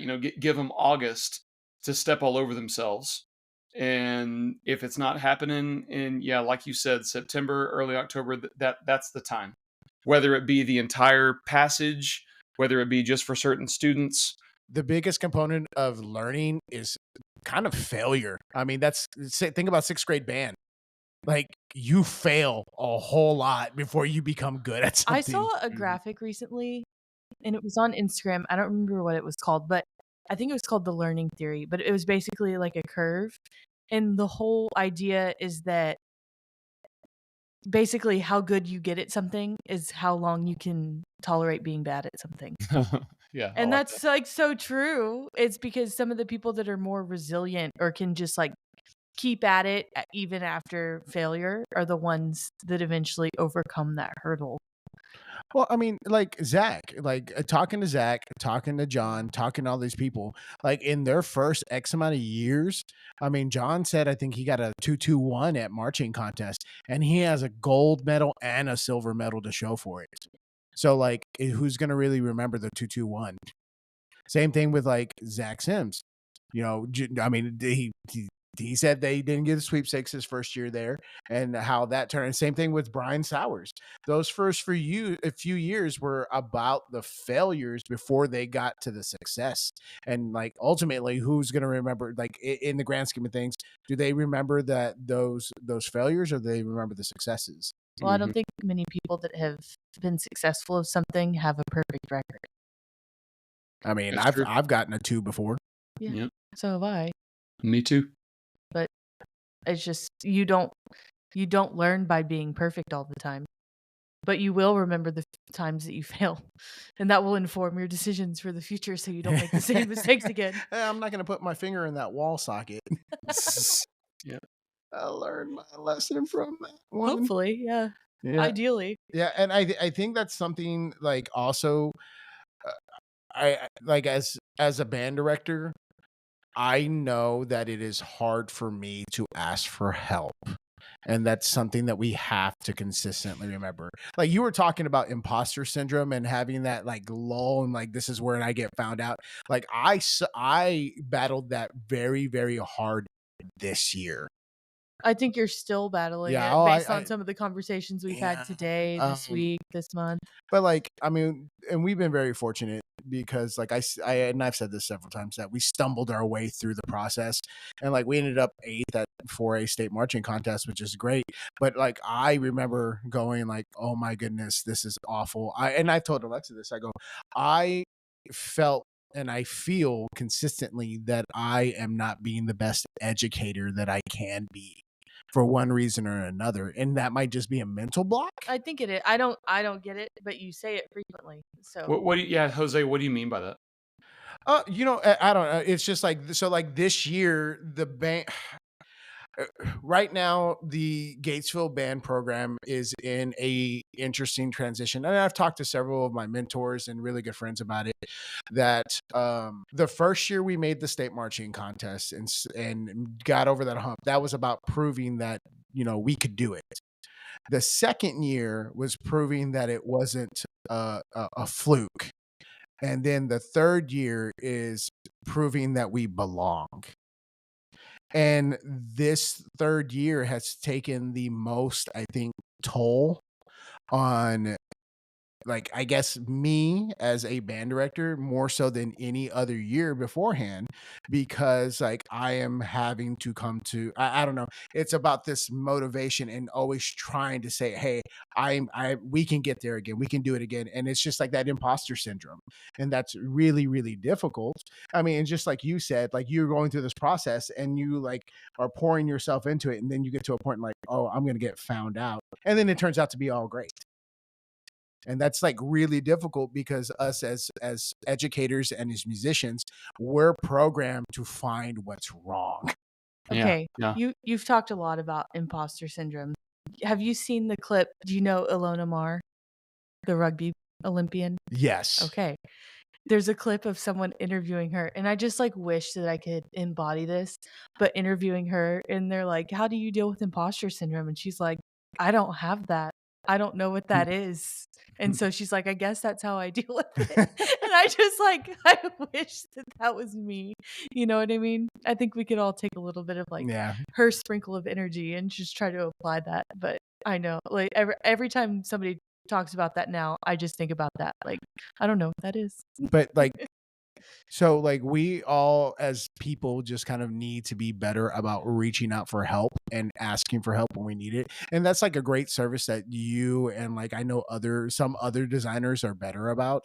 Yeah. But just like being hey you don't have to worry about like bothering me, you're not actually bothering me, you're reaching out so that way you're using all your I don't even resources. think that's necessarily what it is. But sometimes it's hard to feel like what you're saying is, "Hey, I'm failing at what I'm trying to do, and I need someone to come tell me how to do it better." And I think that that's where people kind of get hung up. Yeah, I think another part of it, Alexa, is I had a conversation with my custom show clients this year that I said, I want to be involved early and often. Like no band director wants anyone to hear what their show sounds like in August, but I try to convince them like, no, trust me, I do, because I'll get to the Alamo Dome. This might, be the first time I'm seeing this show, and they're using the wrong instrument or the wrong synth setting, or like so they're like the wrong mallets on something, or this articulation is completely backwards, or so it's like we could have had this conversation in August, like if I would have, but like even if they're having me out for a clinic the week of area, like there's a lot of times where I'm like, I would have asked you to do this differently, but it's too late now. And so the problem with that is like, well, when it's not too late, no director is excited about someone hearing their band in this kind of shape. But like, I just try to convince them, it's like, yes, I do. I understand it's not going to be squeaky clean, but I will see like some big picture things that it's like, okay, if we can get this fixed now, because if we don't, it's going to be too late by area. Yeah. You got to start working on your winter body before you get to your summer I body. had that experience today because we had a clinician out, and I love her so much, and I trust her. And the way about the way that she gives you the information is she is so uplifting, and she's just very encouraging. But she also kind of throws in there like, next time you do something like this, you should do this like 6 months ago. And it's like, you're so right, but I don't feel bad that you told me that. I feel a little bit bad now It's because like, we how have do to you go to tell me contest that on I'm Tuesday. awful with Yeah. being nice about it? It's like, Like, you're so right, and I know that I need to listen to you. And it's just like, but that's why we have people come out, because there was one thing, it was like a tiny thing that she fixed, and I don't know why no one else has pointed it out, because it's not like today was the first time that anyone else has heard the music. There's like one measure of something, and she said, I think this is a preference thing for you, but why don't you try it this way? And they played it, and I was like, that wasn't really a preference thing. I just never like heard it that way. And now it sounds so much better because you came and you said something about it. But yeah. And it's the same thing. Like, I've gone out a couple times to clinic some groups, and going into like during concert season, I step in front of the group and I go, oh God, they're still in marching band mode. yeah, Like concert band and marching band are two separate things. And like, hopefully. yeah. Could you imagine just like actually what we need to do is do We're Luke, going to you throw need, in a visual right yeah, here. like what you need to do is like write a concert piece, but it's on rolly chairs. And so that way they can be moving while playing. I handed out There you go. Mechanical Monsters today, Oh, which has like music stand pencil situation. that's a good And way to make sure they have their pencils. well, what do you that is true. What do you think the first part is that they tried to practice? The pencil. Yeah, it's like, well, we should probably play concert F, but yeah. Sound good first, then we'll get to the pencil. Yeah, that is like a privilege that you get to earn now. You have to have it on your stand though in case you need it. Yeah, just in case. Just in case. But like I think people need to use and trust that, and trust you, and trust the people that they're leaning on, and just get it out there. The faster you do that, the quicker your ensemble will benefit from it. Yeah.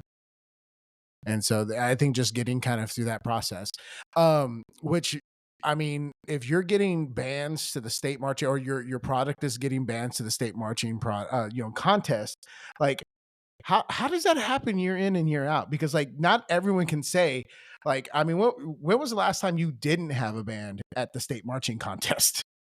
Had to have been a while. 10 years or so. 10 years. I mean, that's a heck of a streak. Like how does that happen? I think it's sort of like a snowball effect, because this is all that I do. So I think just that is a big help, because people know that if if they need marching band music for a small school, like there's not very many places to go, you know, and so I think that helps, and I think a record of success helps. You know, I've been really lucky that I've had some really great groups trust me, and um, and so then they do well, and other bands are like, well, I want to do well too. Who did you guys use? And so it ends up being a lot of the same music designers and drill writers and stuff like that. So I think it's just a snowball effect from all the different factors involved that um you know I this is all I want to do, and so I try to get better at it, and so I hopefully get better at it, and other people maybe see that, and it just sort of multiplies on itself, I guess. Do you have a favorite show that you've done? That's got to be a hard question.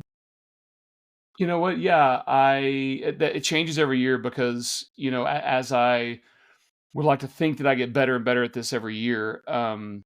My best work is my newest work. Um, I get emotionally connected to shows if the music that I use, the music is like near and dear to my heart. Um, you asked me earlier what my favorite Beatles song was, Blackbird, and I got to use that in a show this past year. It was sort of like a bird themed show. I wrote it for Ganado High School, and I remember seeing that. Yep. Yeah. For another fantastic band program. yeah, and they've made they're in Area E. They've made state finals a couple times. They got the silver medal this year. This is the highest they ever finished. I got to use Blackbird, and I also have fond memories when I was a kid listening to classic rock with my dad. He loves Boston and Journey and Leonard Skinner, and so we used Freebird as the closer. Oh. And so you guys might remember the alto sax soloist got I up on the drum remember. major podium Yeah. and did this like ripping Freebird solo Yep. on the podium. So I got to use music that was very near and dear to my heart, and I really love how that show turned out. Just because of the music that I got to use, there was very deeply personal for me. Yeah, I remember watching that one. Yeah, that was a good show. And I guess that says also, I mean, I get that because like last year we did a show that was a little bit more abstract, called IC. But I had such a deep connection to our ballad. Our ballad was I See the Light from Tangled. Mm-hmm. And It's like top 5 of Jose's favorite oh movies. yes, Oh I yeah, love any Disney music it's all bangers. Yeah. It really is. I mean, they don't make them like they used to. Oh my Mhm. goodness. But like we had other schools like fangirling over like our show, and like some of it was like out there, like it was Celestial Nights and Yeah. Joy by what's his name? Frank Kelly. No. I wish you wouldn't have asked me this question. Bum bum bum bum beata dita bum beata da da bum dita. remember. I can't remember, but like out of all this kind of upper level music, there's I See the Light, and that's all anyone could remember. I will also tell you that was when I took the kids to the region marching contest, like sitting in the bleachers. Eleanor was like, "Mommy, that's Tangled." I was like, "Yes, it is. You have to be quiet now." Yeah, and it's the same thing. Like with this year, we used "Go Fly a Kite" in our show because Mary that was Poppins, just yeah. about flowers and all that kind of stuff. But like that was the part that the kids wanted to rip on. Yeah. Just because like that was something that was like a connective tissue, and that was like really fantastic. But like having those passion projects just makes it that much more impactful, and I think that I think sometimes we forget about those types of things, or we tilt the other direction and go full throttle, and then it's like I've bit off more than I can chew. And so we've also been a part of that situation. So you have done all these things, and you have built your small empire. Okay, we're gonna put like the Caesar olive leaves around. That would be really good. You Ooh. have perfect hair for that. Okay, the olive leaves for Caesar. You have to To get to work on Yeah, that. I mean, we're gonna have to. We need to have that at your booth next year. We need to have a ceremony where we Mhm. bring the Like a olive leaves. framed, Yes, and yeah. actually, we're gonna have toga day at Luke Oh. McMillan's booth. Bring your That togas. doesn't fit the brand. um, so you've built the The empire. Empire, The that's right. empire. So you actually have like a fantastic team that is associated with your brand. Like who's all on your team right now? Yeah, so when I first went full time,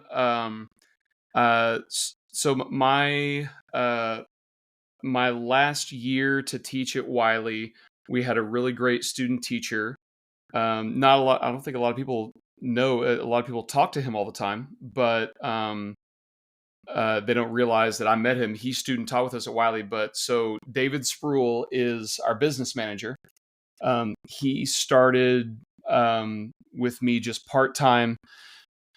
Story on that. And it was when I was about to start administering Barry's library. Barry had been talking to me about it. I was already sort of up to my ears in the writing and everything else, the admin, the invoicing, the contracting, the licensing, all that kind of stuff. And so when the Barry thing came about, I was like, my business might like double. How am I going to handle all this? And I had grown close with David, and he graduated from Hardin Simmons, and he graduated in December. So that spring, he was. It's hard to get a job in the spring, so I don't think he would mind me telling this story. He was teaching some lessons. He was subbing a little bit, and he was making sandwiches at McAllister's. And so I said, "Hey, listen, man, I'm going to need some help. Sort of part time right now. But if you'd be interested in doing that at some point in the future." And he said, "If you can pay me what I'm making at McAllister's, I'll quit today and start working for you." And I said, Priorities right there. "Okay, well, how much is that?" And he told me, and so made it work. And so he worked part time for me. He got a band directing job in the fall at EULA, which is a little bitty 1A. They don't have a football team. They don't have a marching band, but it's just about 15 minutes here outside of Abilene. And he continued to work for me part time when he was at EULA. And he did that, I think, for 2 years until we got so busy. It was sort of the same thing for him, that he would teach and he'd get home and he'd answer emails for me until, late at night. And so it became obvious, like, there's more work here than for part-time. And so I brought him on full-time, and he's been with me ever since. I think that was 2018, something like that. And David, I got to give him a shout out. He does an amazing job. Because he does all of the invoicing, he manages all the exclusivity, he manages all the copyright licensing. He keeps my bookkeeper and accountant. He keeps all those people happy with doing things exactly how they want them done. Um, plus all the random things like, "Hey, I need you to go pick up the trailer for the booth because of this," or like, "Hey, we need a ladder that's this," like all the, the booth stuff and everything. He's great, and he's an invaluable asset. And I'm so lucky that he is with us and that he's worked for us for this long. Recently, the past year and a half or so, I added a new team member. That I needed to add again, like, for a long time. But you know, since David, he got to where he was doing all the admin stuff, but even just with the music stuff, I found myself doing, with our shows that are in our library, we offer any edits that they would need, kind of customization, stuff like that. I was also writing brand new shows. I was finding myself spending about 70% of my time just like editing existing shows. And if you look at all of those edit requests that come in, I would say at least half of those could have been done by anyone who knows how to use Finale. It was hey, could you transpose this, the alto sax line for like in a third trumpet part or something like that? I would say the remaining probably 25% of those could be done by someone who knows the software and understands like small schools, how little kids understand music, stuff like that. Understand the instruments. Hey, could you make a third clarinet part that stays below the break? Or, something like that. It was a pretty small percentage of edits that we came in that really needed my love and attention. Like, uh, something like, um, how this is developing here. We actually want to, we need to get in and out of this quicker because of this guard transition. Could you smooth out this transition? Something like that. So there's very few edits to a show that need my specific attention. And so I thought, man, how great would it be to hire someone to help me with this that could do this? But they've got to check a lot of boxes. First of all, just on the technical side, the setup that we have with Finale and Mac, well, it used to be Finale. That's a completely other topic. But previously, they've got to be on my version of Finale. They've got to use Virtual Drumline, which is our percussion sound set. They've got to be on a Mac. They've got to be, all this stuff. That's just the technical stuff. Now, they've got to know how to use Finale. They've got to understand how little kids process music.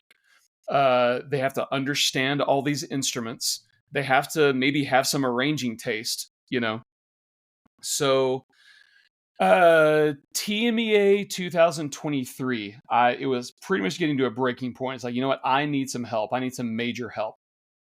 And so I found about 4 people that is like, hey, would you be interested in helping me just like by project by project basis? And actually, let me back up. Who I ended up hiring, he was a client of ours. His name is Randall Himes. He was the band director at Whiteface, which is a very successful 1A perennial state marching advancer and champion. He was the band director there, and he sent me some edits for his show that he got from us and that he had done on Finale. He wanted to ask my advice. He said, hey, here's some edits that I've done to this show. What do you think? I said, number 1, it's great. Number 2, it looks amazing. It's beautiful. Another sort of side story, I have extremely high standards with how my sheet music looks. And there are so many things that we do in the background that band directors don't even realize that we do to make their lives easier. Like getting phrases on a line break, putting multi-measure rests on a page break so that if it's in flip folders, they can flip it up, stuff like that, that we have very high standards on. And I've just learned over time, misspelling things to make it easier for a kid. Sure, a concert C sharp is the third of an A major chord if you're in D minor, but I'm not going to write a C sharp. I'm going to write a D flat because it's going to be way fewer hands raised in a rehearsal, right? So Randall sent me this and it looked amazing. And I said, this looks great. This sounds great. Would you consider helping me just sort of on a project by project basis? He said, yeah, sure. I sent him a project. He had it done the same night. I'm like, oh my goodness. And so I sent him more and more projects. And I think that was only a few months. And I said, hey, listen, I've been wanting to hire someone full time for this. Would you be interested in doing this? And he said, yes. So Randall has been on our team since, I believe, September of 23, I guess. Well, that once again, that says again, like if you put yourself out there and you allow opportunities to happen, you're never going to know if you don't do it. Mm-hmm. Like that, he would have never had that opportunity if he didn't take that risk to send you that email and go like, hey, what do you think? And now it's turning out to be, a good decision for him career wise and probably like with his family and all that kind of stuff. Exactly. So Randall is amazing. Now it's to where he will ask my advice. He'll say, "Hey, they're asking for this. I know this is how I did it, and it's great now because instead of me having to be involved in all of those, I'm involved in maybe when it's really busy a couple per week."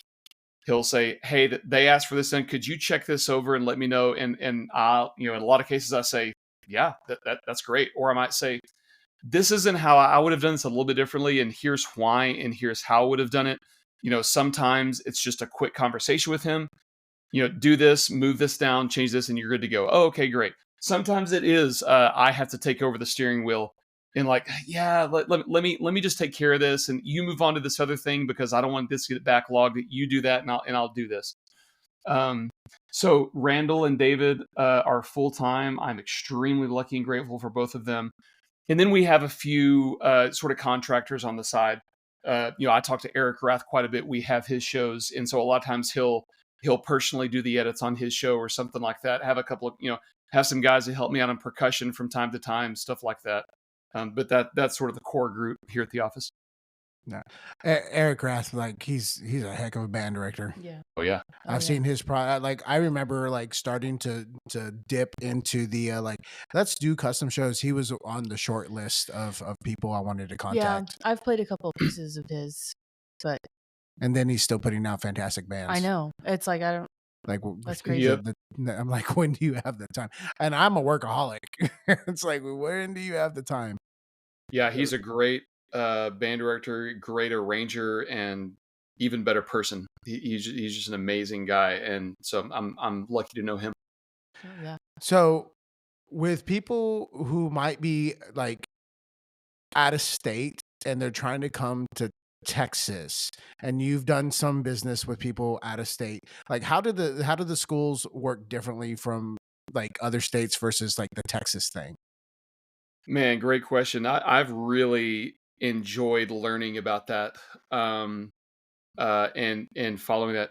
Something that might be surprising to you is we're sort of in our Texas bubble here in multiple ways. First off, Texas is the only school that I've seen or know of that has a state organization that governs all of their extracurriculars. Yeah. And as a matter of fact, it's I think it's probably less common that there's even a state sanctioned marching band contest at all. If there is, it's their version of Team EA or TBA that oversees it. But more often than not, there is no state marching contest. There's regional contest if you want to go to this contest at your college, or some states might be, pretty much like there's this big contest at this college that's every year and it's been going on for years. And this is pretty much the de facto state marching contest because all the best bands go here. Other states have regional circuits, like California has a circuit just for like it's like a Southern California band association, basically. It's not uncommon out of state to see really no classifications. Like all the bands go and compete, and it might be kind of like BOA in that, the winner of the 1A class gets to compete in the night show, but there's no 1A state marching contest, Texas is pretty unusual in the fact that there's no like effect caption or effect judge. In pretty much most other states, it's very much like BOA style sheets, is I would say more common, even if it is the state band association that runs the contest. They're going to have very similar sheets to BOA. Texas is an outlier in that there are no numeric scores that have to do with like your weekly to show placement. Like it's a big conversation with my out of state schools. It's like, yeah, we're sort of neck and neck with this other school. We went to this show last week. They got a 74, we got a 73. But then the show the next week we went and we flipped and we got a 76 at that show. So, but Texas doesn't do anything like numerical scores don't really mean anything. It's all about their rankings, So that's how Texas is an outlier. But then you have states that are all different from each other. I would say one big difference in Texas is For the most part, you'll find some small schools that don't have bands, but for the most part, it doesn't matter how small the town is. They're going to have a band, and they're going to be expected by the community to do well. Um, that is unusual compared to other states.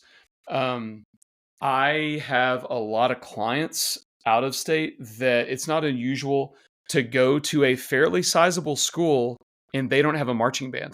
And this director is starting the marching band at this school. And you know what? When they leave, they probably won't have a marching band again. It just depends on who they hire. The budgets are way different outside of Texas. And I remember the other thing I was going to say is participation is wildly different depending on the state. For instance, I have several clients in Chula Vista, California, just south of San Diego, and I go there every year to help them. And their bands over there are, well, even just the bands within this school district are wildly different, but I would compare them to a pretty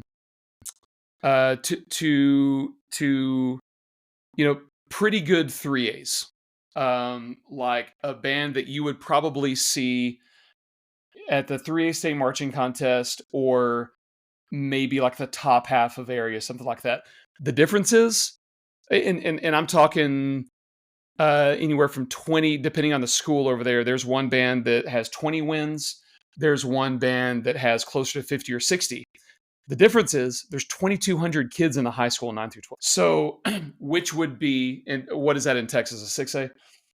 So just the amount of participation is what. Now I have other schools. There's a school that I ran into at BOA Grand Nationals that was playing one of my shows that it's way different. They were from Missouri, much more like Texas, very big percentage of this small school that's in band. So that's wildly different from state to state. What I was going to say, Jose, about the difference in budgets. I was in a band hall, which, by the way, band hall, did you guys know is a Texas term? Yes. Yeah. So we've been in discussions about this, the band room versus the band hall. And I refuse to say band room. Me too. Well, no, you say band hall in Texas, but that's only in Texas. When you're out, they call that a band room. But I was in the band room because this is in California, talking to this client, and they got $0 from the school for their band budget. Their parents raised every dime of what they spent on instruments, uniforms, sheet music, repair.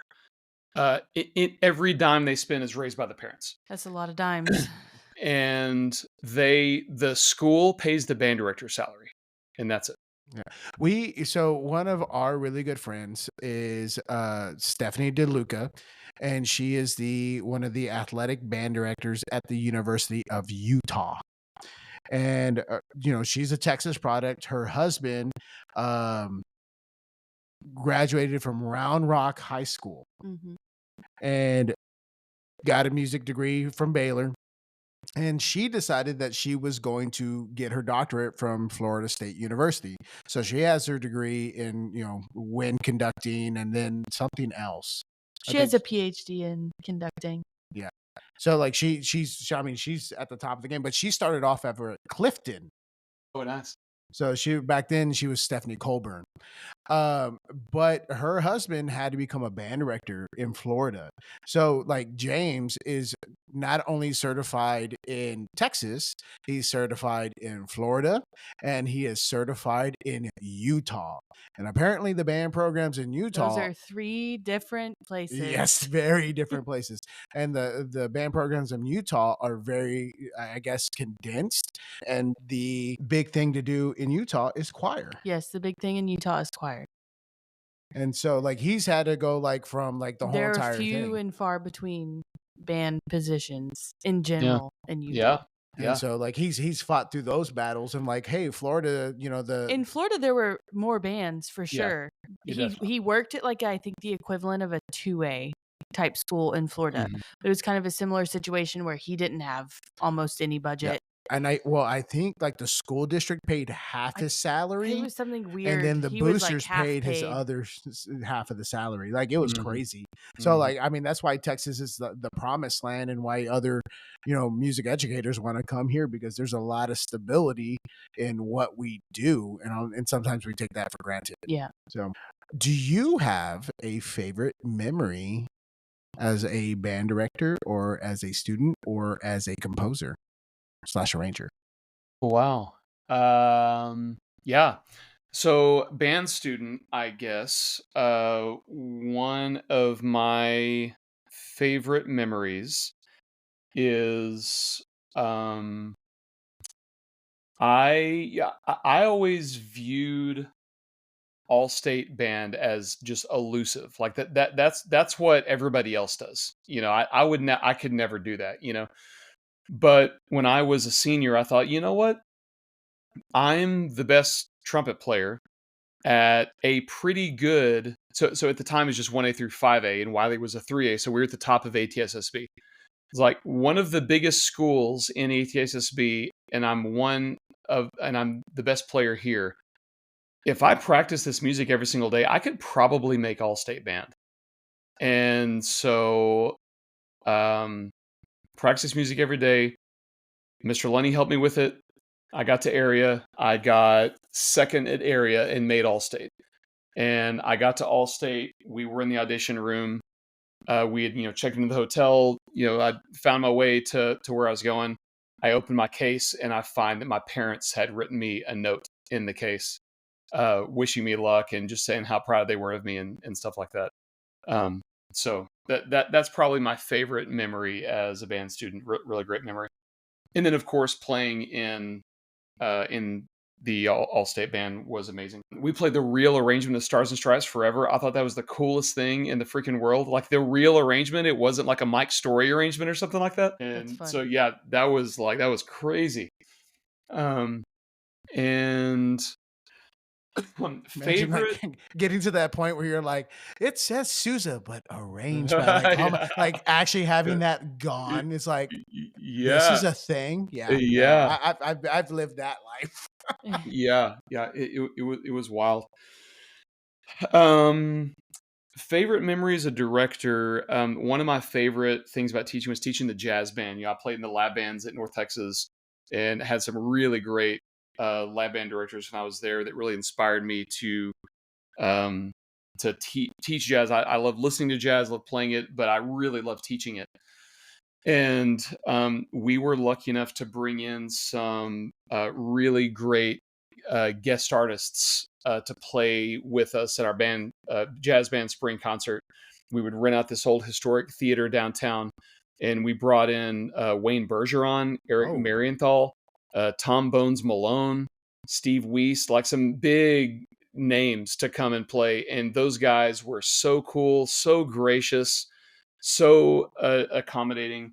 Um, uh, so the makers of the Cars franchise for Pixar, they did Planes yeah. like Yes. sequels to Yes. Yes. those. Yes. So Wayne Bergeron which is like a top call studio trumpet player in LA. He was supposed to play on the Planes movie, but he had already booked the gig to play with us. And so he turned the Planes movie down Wow. to play. And I told that story from the stage, and the crowd just like went nuts, when they heard that story. So that's probably my best memory is just being involved in the jazz band and teaching the jazz band, playing those, doing those really cool What concerts. was the highest band that you got into over at UNT? Oh, far at as lab UNT, bands? I was lucky enough to stumble my way into the 7 o'clock lab band. How many lab bands are there? There's 9. And It's I much was lab playing a bands. lot of bass at the time, but I did the math, and I'm like, you know what? There's one bass player in a band, so like the 9th best bass player is in the 9 o'clock, whereas like in the 9 o'clock lab band, like the 40 through 45th best trumpet players, like that's better odds. So I did the lab bands on trumpet. Yeah, I started, and I didn't do it till my senior year. I worked at restaurants when I was in college, and it's a little bit complicated, but long story short, for all intents and purposes, the time of the band is when they rehearse. So the 1 o'clock is the best. They rehearse at 1, the 2 o'clock rehearse at 2, and so forth. And so when I was in college, I just sort of said, "No, I'm never going to be able to play in a lab band because the type of lab band that I'm going to make is at night, right in the middle of my shift." So I just sort of gave up. Because I mean, they have full master's and doctoral programs Yeah. in jazz. Yeah, So those like, that's like that's such a crazy thing. Like, oh, I was at the bands in UNT. Then you say I was in one of the lab bands. Okay, you have my attention. yeah. Well, because like those top bands, in a lot of cases, it was like masters and doctoral students Yeah. in those top bands. And so I was like, I don't know if I'm going to make one, but if I make one, then it's going to be one of those. So my senior year, I was finally like, I'm going to move my schedule around to where I can work during the day and clear my night out for a lab band. So I played in the 8 o'clock my fall semester my senior year, and I got moved up to the 7. And I played second trumpet and sometimes split lead in the 8 o'clock and then the 7 finally. So, So by the way, shout out! I had an amazing lab band director in the 7 o'clock. His name's David Faig. He is the director of jazz studies, I believe, still at Gonzaga, and where he got his undergrad. And he instilled in me a love for teaching jazz because he loved it so much. The way he taught like bassy swing and stuff, I soaked it all up, and I loved his energy and his vibe. And I transferred that to years and years of teaching jazz after that. So one of my favorite teachers in college. Is there anything that because I know you love being a full-time composer arranger, and that's obviously what you do full-time now, but is there anything that you really miss about teaching every day, like in a school setting? Yeah, you know what I love? My answer is always jazz band. Yeah. And I actually, Jose, I don't know if you were here earlier when we were getting set up. I was telling Alexa this. I have a really cool opportunity this year. I'm teaching the ACU, Abilene Christian University Jazz Band this spring, which is really fun. That their director left, and I guess they're going to do a full search and stuff. But they asked me to come in, so I'm doing that for the spring semester, and that's really fun. So my answer to that is always, I really miss teaching jazz band. But what I do love, because as far as like being around students, I get to do that as much as I want to in the fall for clinics and stuff like that. But what I don't get in that experience, which I really miss and love, is the arc of an entire, like, when I was at Wiley, I taught the high school second band, and I loved it. I love those kids. I love the arc of it. So like from the very first rehearsal when we're passing out music and reading it to where you're like, this is kind of working, but this is too. And so pull this one up again. Let's see how this, and then that process of like, okay, I think I have a program picked out. I think I'm tightening this up. And then you pick it and it's like, all right, let's get to work. How are we going to prioritize our time? Into the very last performance of it, that whole arc, that's really fun for me. And I'm getting, I don't get that when I go to clinics because I'm there for, 45 minutes to 2 hours. But I'm getting to experience that this year with teaching the ACU Jazz Band, is that whole arc from the beginning of the semester all the way to the end. I really miss that. It's almost like you get to be everyone's band uncle or grandpa, where you get to come in and you get to have fun. And then you ultimately just get to leave them with their directors who are responsible for them and their problems. Yeah, here you go. Yeah, that's so. Where did you work when you were in college? I worked at Chili's. And Triple Dipper. Triple Dipper. I don't know how the company is now, but I would always recommend to my students that being a server is a really great way to make extra money. The schedules are flexible. If you just if I needed to work, I would just show up. It's like, hey, do you want to go home? Yeah, I'll go home. Okay, great. I'm working your shift. If you needed someone to pick it up, you could usually send a text or two and have your shift picked up pretty easily. You walked out with cash. And specifically, I think Chili's is a great restaurant. I think the company that owns them, Brinker, is a great company. People always talk about like, oh, they'll spit in your food or whatever. Like I can honestly say, like, I never saw one thing at Chili's that I felt like food safety was compromised. I will still go and eat there. I still love it.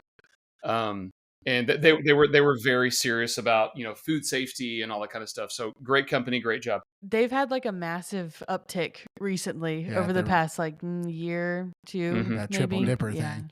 Mhm. I love TikTok their like chicken tenders. Oh, I yeah, chicken got crispers. you. Yeah. I was pregnant when I did this, so it must have been like, I don't know, 5, 6 months Well, ago. you were, But yeah, okay. Yeah, about to say. I That got you- I went and got you, and by extension me, a triple dipper with well, we chicken know how that crispers, really worked yeah. out. You got yourself some triple dippers, you got to and benefit I from that. benefited from it.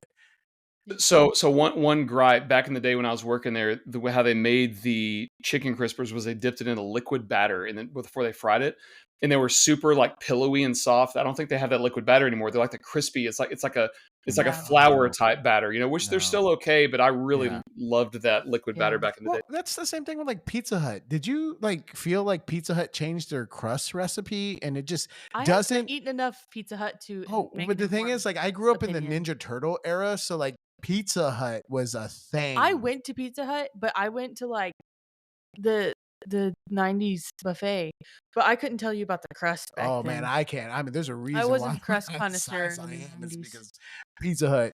I mean, after a T-ball game, Pizza Hut. It's a place to be. That was hopping. Yeah. It was hopping, but they changed their recipe for their crust. I'm like, the grease isn't the same I on this believe thing. you. Yeah. Like this ain't greasy. You know that there are classic Pizza Hut locations across the state. I did Whoa. not know that. I think there's some out near Luke. There's one in Fairfield. I know that for a fact. I don't know where the next closest one is, but they are classic, like red cup and Whoa. chandelier. I'll have to find it and post it. We might have to I've go. sent this to you before, and the look that you're giving me now is not the level of interest you gave me then. It's because you send it to me through Instagram, and that's Well, I that's the way just we want you to. communicate. This reaction here is one that I enjoy. I'm glad that you finally have found out about this. Yeah.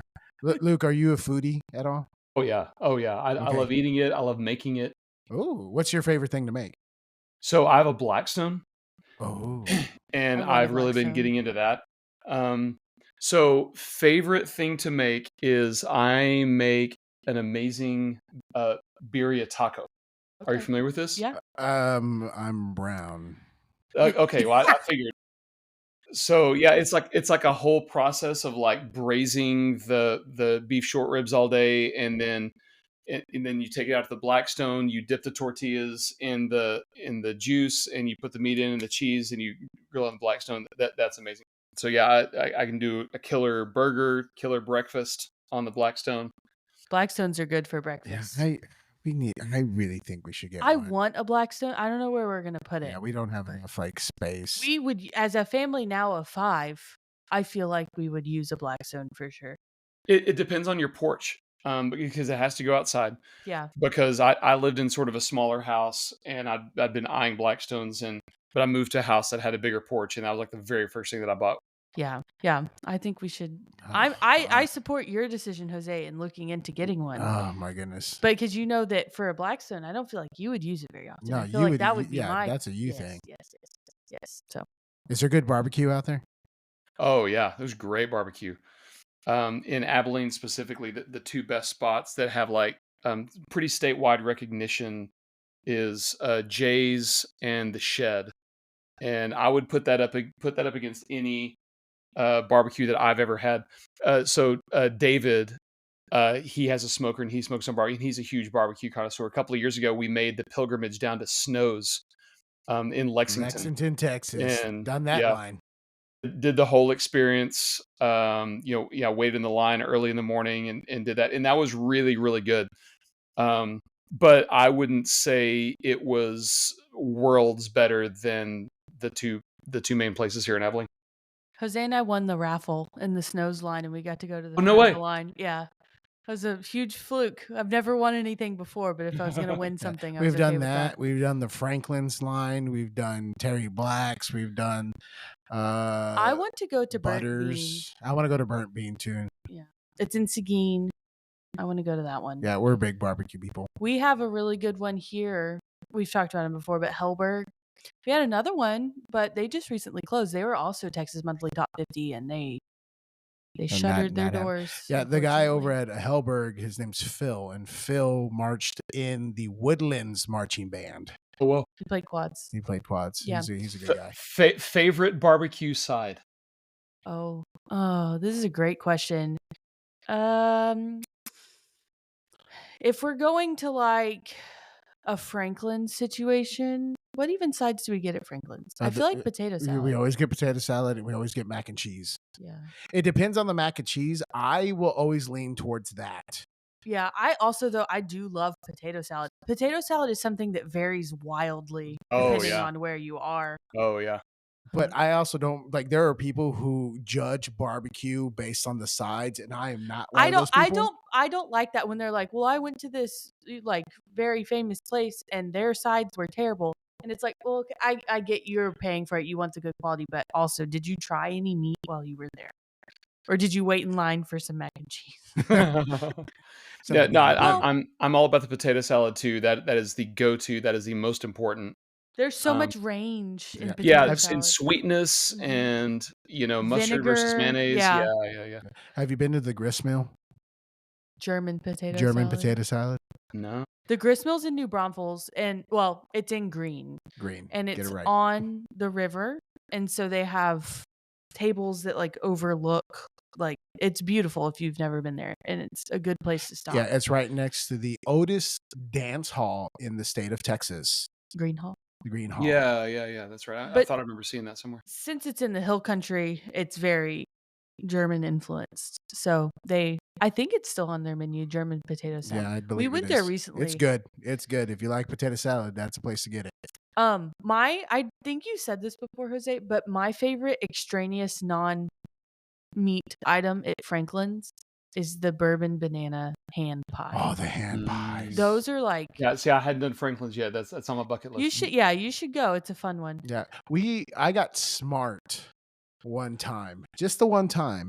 It was when one of my really good friends, Kenny Moss, if not one of my best friends, Kenny Moss. He was getting married, so we had a guys' weekend out, and I pre-ordered I think 5 pounds of Franklin's brisket, and we picked it up and we went to a local brewery that it was a farm to table place, and we just sat at their picnic tables and ate Franklin's and had a good old time. People don't know that you can bypass the line at Franklin's. Yeah. You just have to do an online order, and there's like very strict like specifications that you have to follow 2 weeks in advance. there's like a time limit, and there's I think a minimum, but you can do that and you don't have to wait in line. You don't get to eat it there. Yeah, but but I've been known to drop $200 on barbecue. yeah, and then we have barbecue for weeks. Yeah, barbecue brisket tacos. Yeah. I mean, I'm not putting eggs in it because the eggs are just as much as the brisket nowadays. I know. It's an expensive Like, taco. oh my goodness gracious.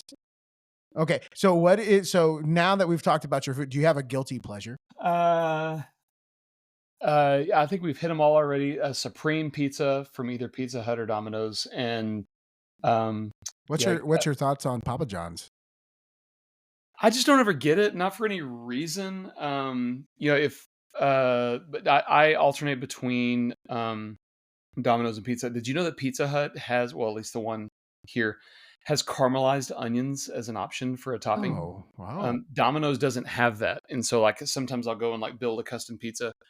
So I'll either just go like extreme, like the supreme, whatever supreme they have, or I'll do like no tomato sauce, but like Alfredo, like some combination of like Alfredo onion sausage or like Alfredo bacon chicken or something like that. Go with the caramelized onions if it's from Pizza Hut. So before Wiley got big, Mhm. was there a Dairy Queen there? So that's sort of a complicated question. Wiley, first of all, this is kind of cheater, but it's like doesn't really count. But yes, there are multiple Dairy Queens in Abilene. But Wiley it's not incorporated. It's not a city. It's not anything like that. It's just sort of like a community, and it's like half in the city limits, half outside the city limits. It's really just a school district. That's like where I grew up, except on a much smaller scale. It's not incorporated. It's half. But which is where? Axtell? Oh, okay. So is it like right outside of Waco, I'm assuming, or Yes. okay. Like Yeah. my address growing up is actually Waco, but Same for me. Yeah, it's a Abilene address. yeah, Um, but outside of the city limits. yes. So yeah, it's kind of like that. But Wiley, like if you were to draw a boundary line around Wiley, technically no, there's no Dairy Queen in that specific location, but there are multiple Dairy Queens in Abilene. Do you have a Blizzard order? Yeah, I would have to go. Again, this goes back. I'm a chocolate guy. Brownie batter is always a It's a go-to. good choice. Cookie dough is always a go-to. Butterfinger is a go-to. Butterfinger. I would Yeah. probably start with, if I haven't had a Blizzard in a long time, which I haven't, that actually sounds really good. I have to get one after we're done here. Yeah, brownie batter is probably where I would start. So John Shriver talked about in his episode about how the Mayfield Dairy Queen in Cameron, Texas is the place to be. And Jose came home today with a coupon to the Mayfield Dairy Queen. I sure did. I I sure guess did. the band boosters in Cameron maybe passed that off to you or John. No, or- apparently some kid was handing around. a kid was handing out Mayfield Dairy Yeah, Queen coupons. apparently somebody from the Mayfield like came by the school and dropped off like 400 That's how you know they support their coupons. community. Yeah, Yeah. coupons. coupons. Wow, John says that that's the place to be. I mean, so I don't it's know. a nice DQ. I'll have to try it. I'll drive through Cameron occasionally. And I asked them about the Mayfield DQ, and it's I didn't realize this, but Mayfield is its own like sect Yeah, it's like inside the DQs, and I was like, what? well, it's kind of like marching band in Texas because Texas Dairy Queens are different than the rest of the country's Dairy Queens. It's like you go to another state and try to order, I think, like even steak fingers, and they're like, we don't need Look, that. that's what you need to do. If you ever go visit other schools outside of Texas, you should just go on a hunt for DQs. Can you do a Dairy Queen study, please? I'll see what I can do. Yeah, It's like, Luke, why are you 300 pounds should- now? no, we should research. As part of his regional exclusivity deals, it has to come with like a Dairy Queen estimator too. It's like That's right. this is the radius of 34 Dairy Queens within your state. Instead of measuring things in bananas, measure distance by Dairy Queens. In blizzards. It's That's right. 1,000 blizzards to the next school. They can play this one. So what's something you wish you could bring back? Like from your childhood, just something from like your youth that just like you wish was back. You know what? So I'm a car guy, and I've always loved cars. And there were so on. It used to be called TNN. I think it was like the Nashville Network when I was a kid. They would have shows on Saturday morning that were like these like shade tree mechanic type shows where these guys would go out and like work on cars and like show you how to replace the AC compressor on a 1980 Chevy truck. And I used to love waking up on Saturday mornings and watching those shows. Those shows are long gone now, and like they live on in like car lore on social media is like these shows. I used to love that, like when I was like kid in high school and stuff, is waking up and watching those shows, but they're long gone now. I remember waking up and watching like the Antique Roadshow. Oh yeah. In the morning? I Yeah. only watched it with my grandparents on like, I don't know, what, Wednesday evening or something like that. That was a staple. I had a roommate in college that we would watch that together because we couldn't afford cable. And so we'd watch that. And so we were like so invested in this. I remember working a shift at Chili's one time, and like he calls me. I'm like, yeah, bro, what's up? He's like, dude, you won't believe this. It was this table that like this, like, That's when you know. I love, there's like clips on this stuff too all over the internet that's like, people are like, I know that this is worth thousands of dollars. And they're like, this is like a piece of trash. Yeah. From somebody's home. Do you think that's where all the addiction to like Pawn Stars and like all the like that kind of stuff started? That makes Was sense. the Antique Roadshow? Antiques Roadshow was the Barry Hurt of Yes. started it all. Yeah. Oh my god. Ugh.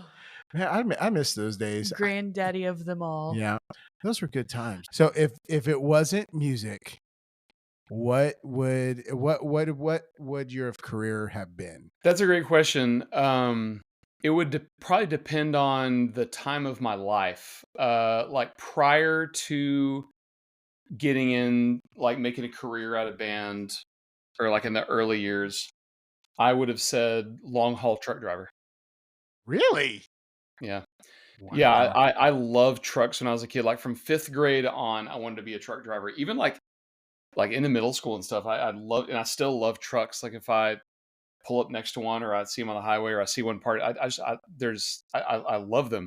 And just the whole like getting to see the entire United States, like something about that is like so alluring and it sounds so fun. Um Now in the past 10 years or so, like let's say my business were to completely implode, which around 2020 I thought it might, and it luckily it didn't, just because of COVID. But I think I have developed an affinity for if there's a really cool product, like letting as many people as possible know, like because I honestly like there's a lot of intentional and thoughtful marketing that goes into our brand and the website and stuff like that, and that's only because I believe in what we have. If if there like let's say something weird happened and I had to go be a band director tomorrow, like I would use one of my shows for the fall because I honestly believe that it would put us in the best position to succeed. A lot of creative people have a hard time, with the whole like, oh, I just feel like a used car salesman, trying to, it's like, well, like, if you know about something that is helpful, why wouldn't you want a bunch of people to know about it, whether it's yours or not? Like, I really love this Mark One pen, and I want you guys to know about it. It's an amazing pen, and I love this. I want everyone to know about this because it's great. Whether I make it or not is beside the point. And it's the same thing. I think I've developed an affinity for positioning a brand and marketing something to be as helpful as possible. That is a skill in and of itself, Yeah. too. I mean, and that's kind of like, I think what we are trying to do with this podcast, because like one of the reasons why we started this and is because any podcast that's out there is either somebody from a large school who used to maybe have been at a small school but is now at a large school and telling you how to be a band director or like this or that and this and Or at that. least what they do Yeah. and what works for them. And or like it's somebody who is associated with a large powerhouse program. And like we talked about, like, hey, let's highlight like the stories of small school band directors and let people know that we are here and that we're out, that like we work hard and like it needs to be showcased and it needs to be spotlighted. Well, also all of these people, and this is true no matter like what sect of band directing you're talking about, but all of these people have very interesting stories, origin stories, and just like remarkable feats of like basically strength of how they've gotten to where they are now, including Luke. Yeah. So like the like I think if if you would have like gone full blown just a little bit earlier, Ashton Kutcher could have really helped out with your merchandise with the trucker The hat trucker thing. hats. You The actually you Von can actually Dutch. still do that if you I really could. want to. Luke McMillan. Trucker could. hats with your logo. Oh yeah. Oh yeah. Now we're talking. Yeah, He I can sell think them in his all-star pawn shop. Yeah. Yeah. That's right. Look, what's in your ear this week? Basketball podcasts. Ooh. Okay. Ooh. Well, okay. NBA or collegiate? NBA? Okay. So how do you okay, who's your team? I like LeBron, so Lakers. And the Lakers just happen to pick up another generational I I star. know. Yeah. Um, Yeah. and so It's yeah, rough.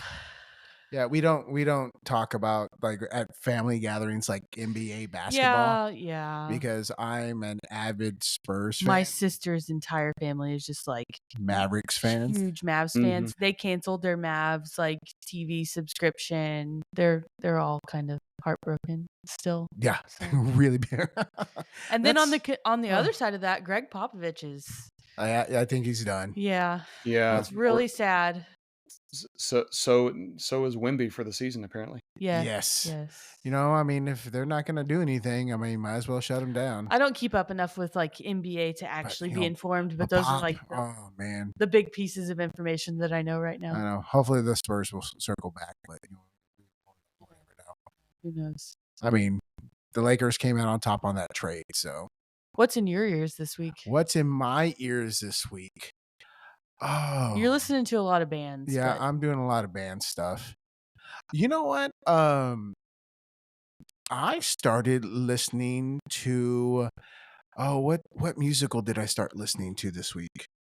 I've been listening to almost exclusively Wicked because our Oh, man. 4-year-olds have now discovered Wicked and That's great. they're obsessed with it. Love it. So I just recently started listening to more musicals, soothing to me because they can be so happy. One of my favorite musicals is The Last 5 it's Years. a good one. Jason It- Robert Brown, right? Yeah. Yeah. And I just love it because of the storyline or the way the story progresses through from different viewpoints. I think that's like really fantastic. So I think that's kind of what's still in my ear this week. Other than that, it's New Orleans style jazz. Hmm. It's very yeah. specific. David loves that too. He's really into that. Yeah. Well, because we're playing Let Me Be Frank with You for our UIL program. So I've been listening to New Orleans style jazz and like second line bands on the way to work sometimes in order to get To myself. get you hyped up. Yeah.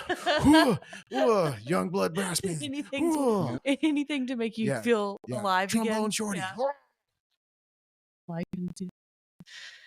What would it take for you to start concentrating more on concert literature? Yeah, it's just not my thing. I'll leave that up to the people who really love that and who are really good at it.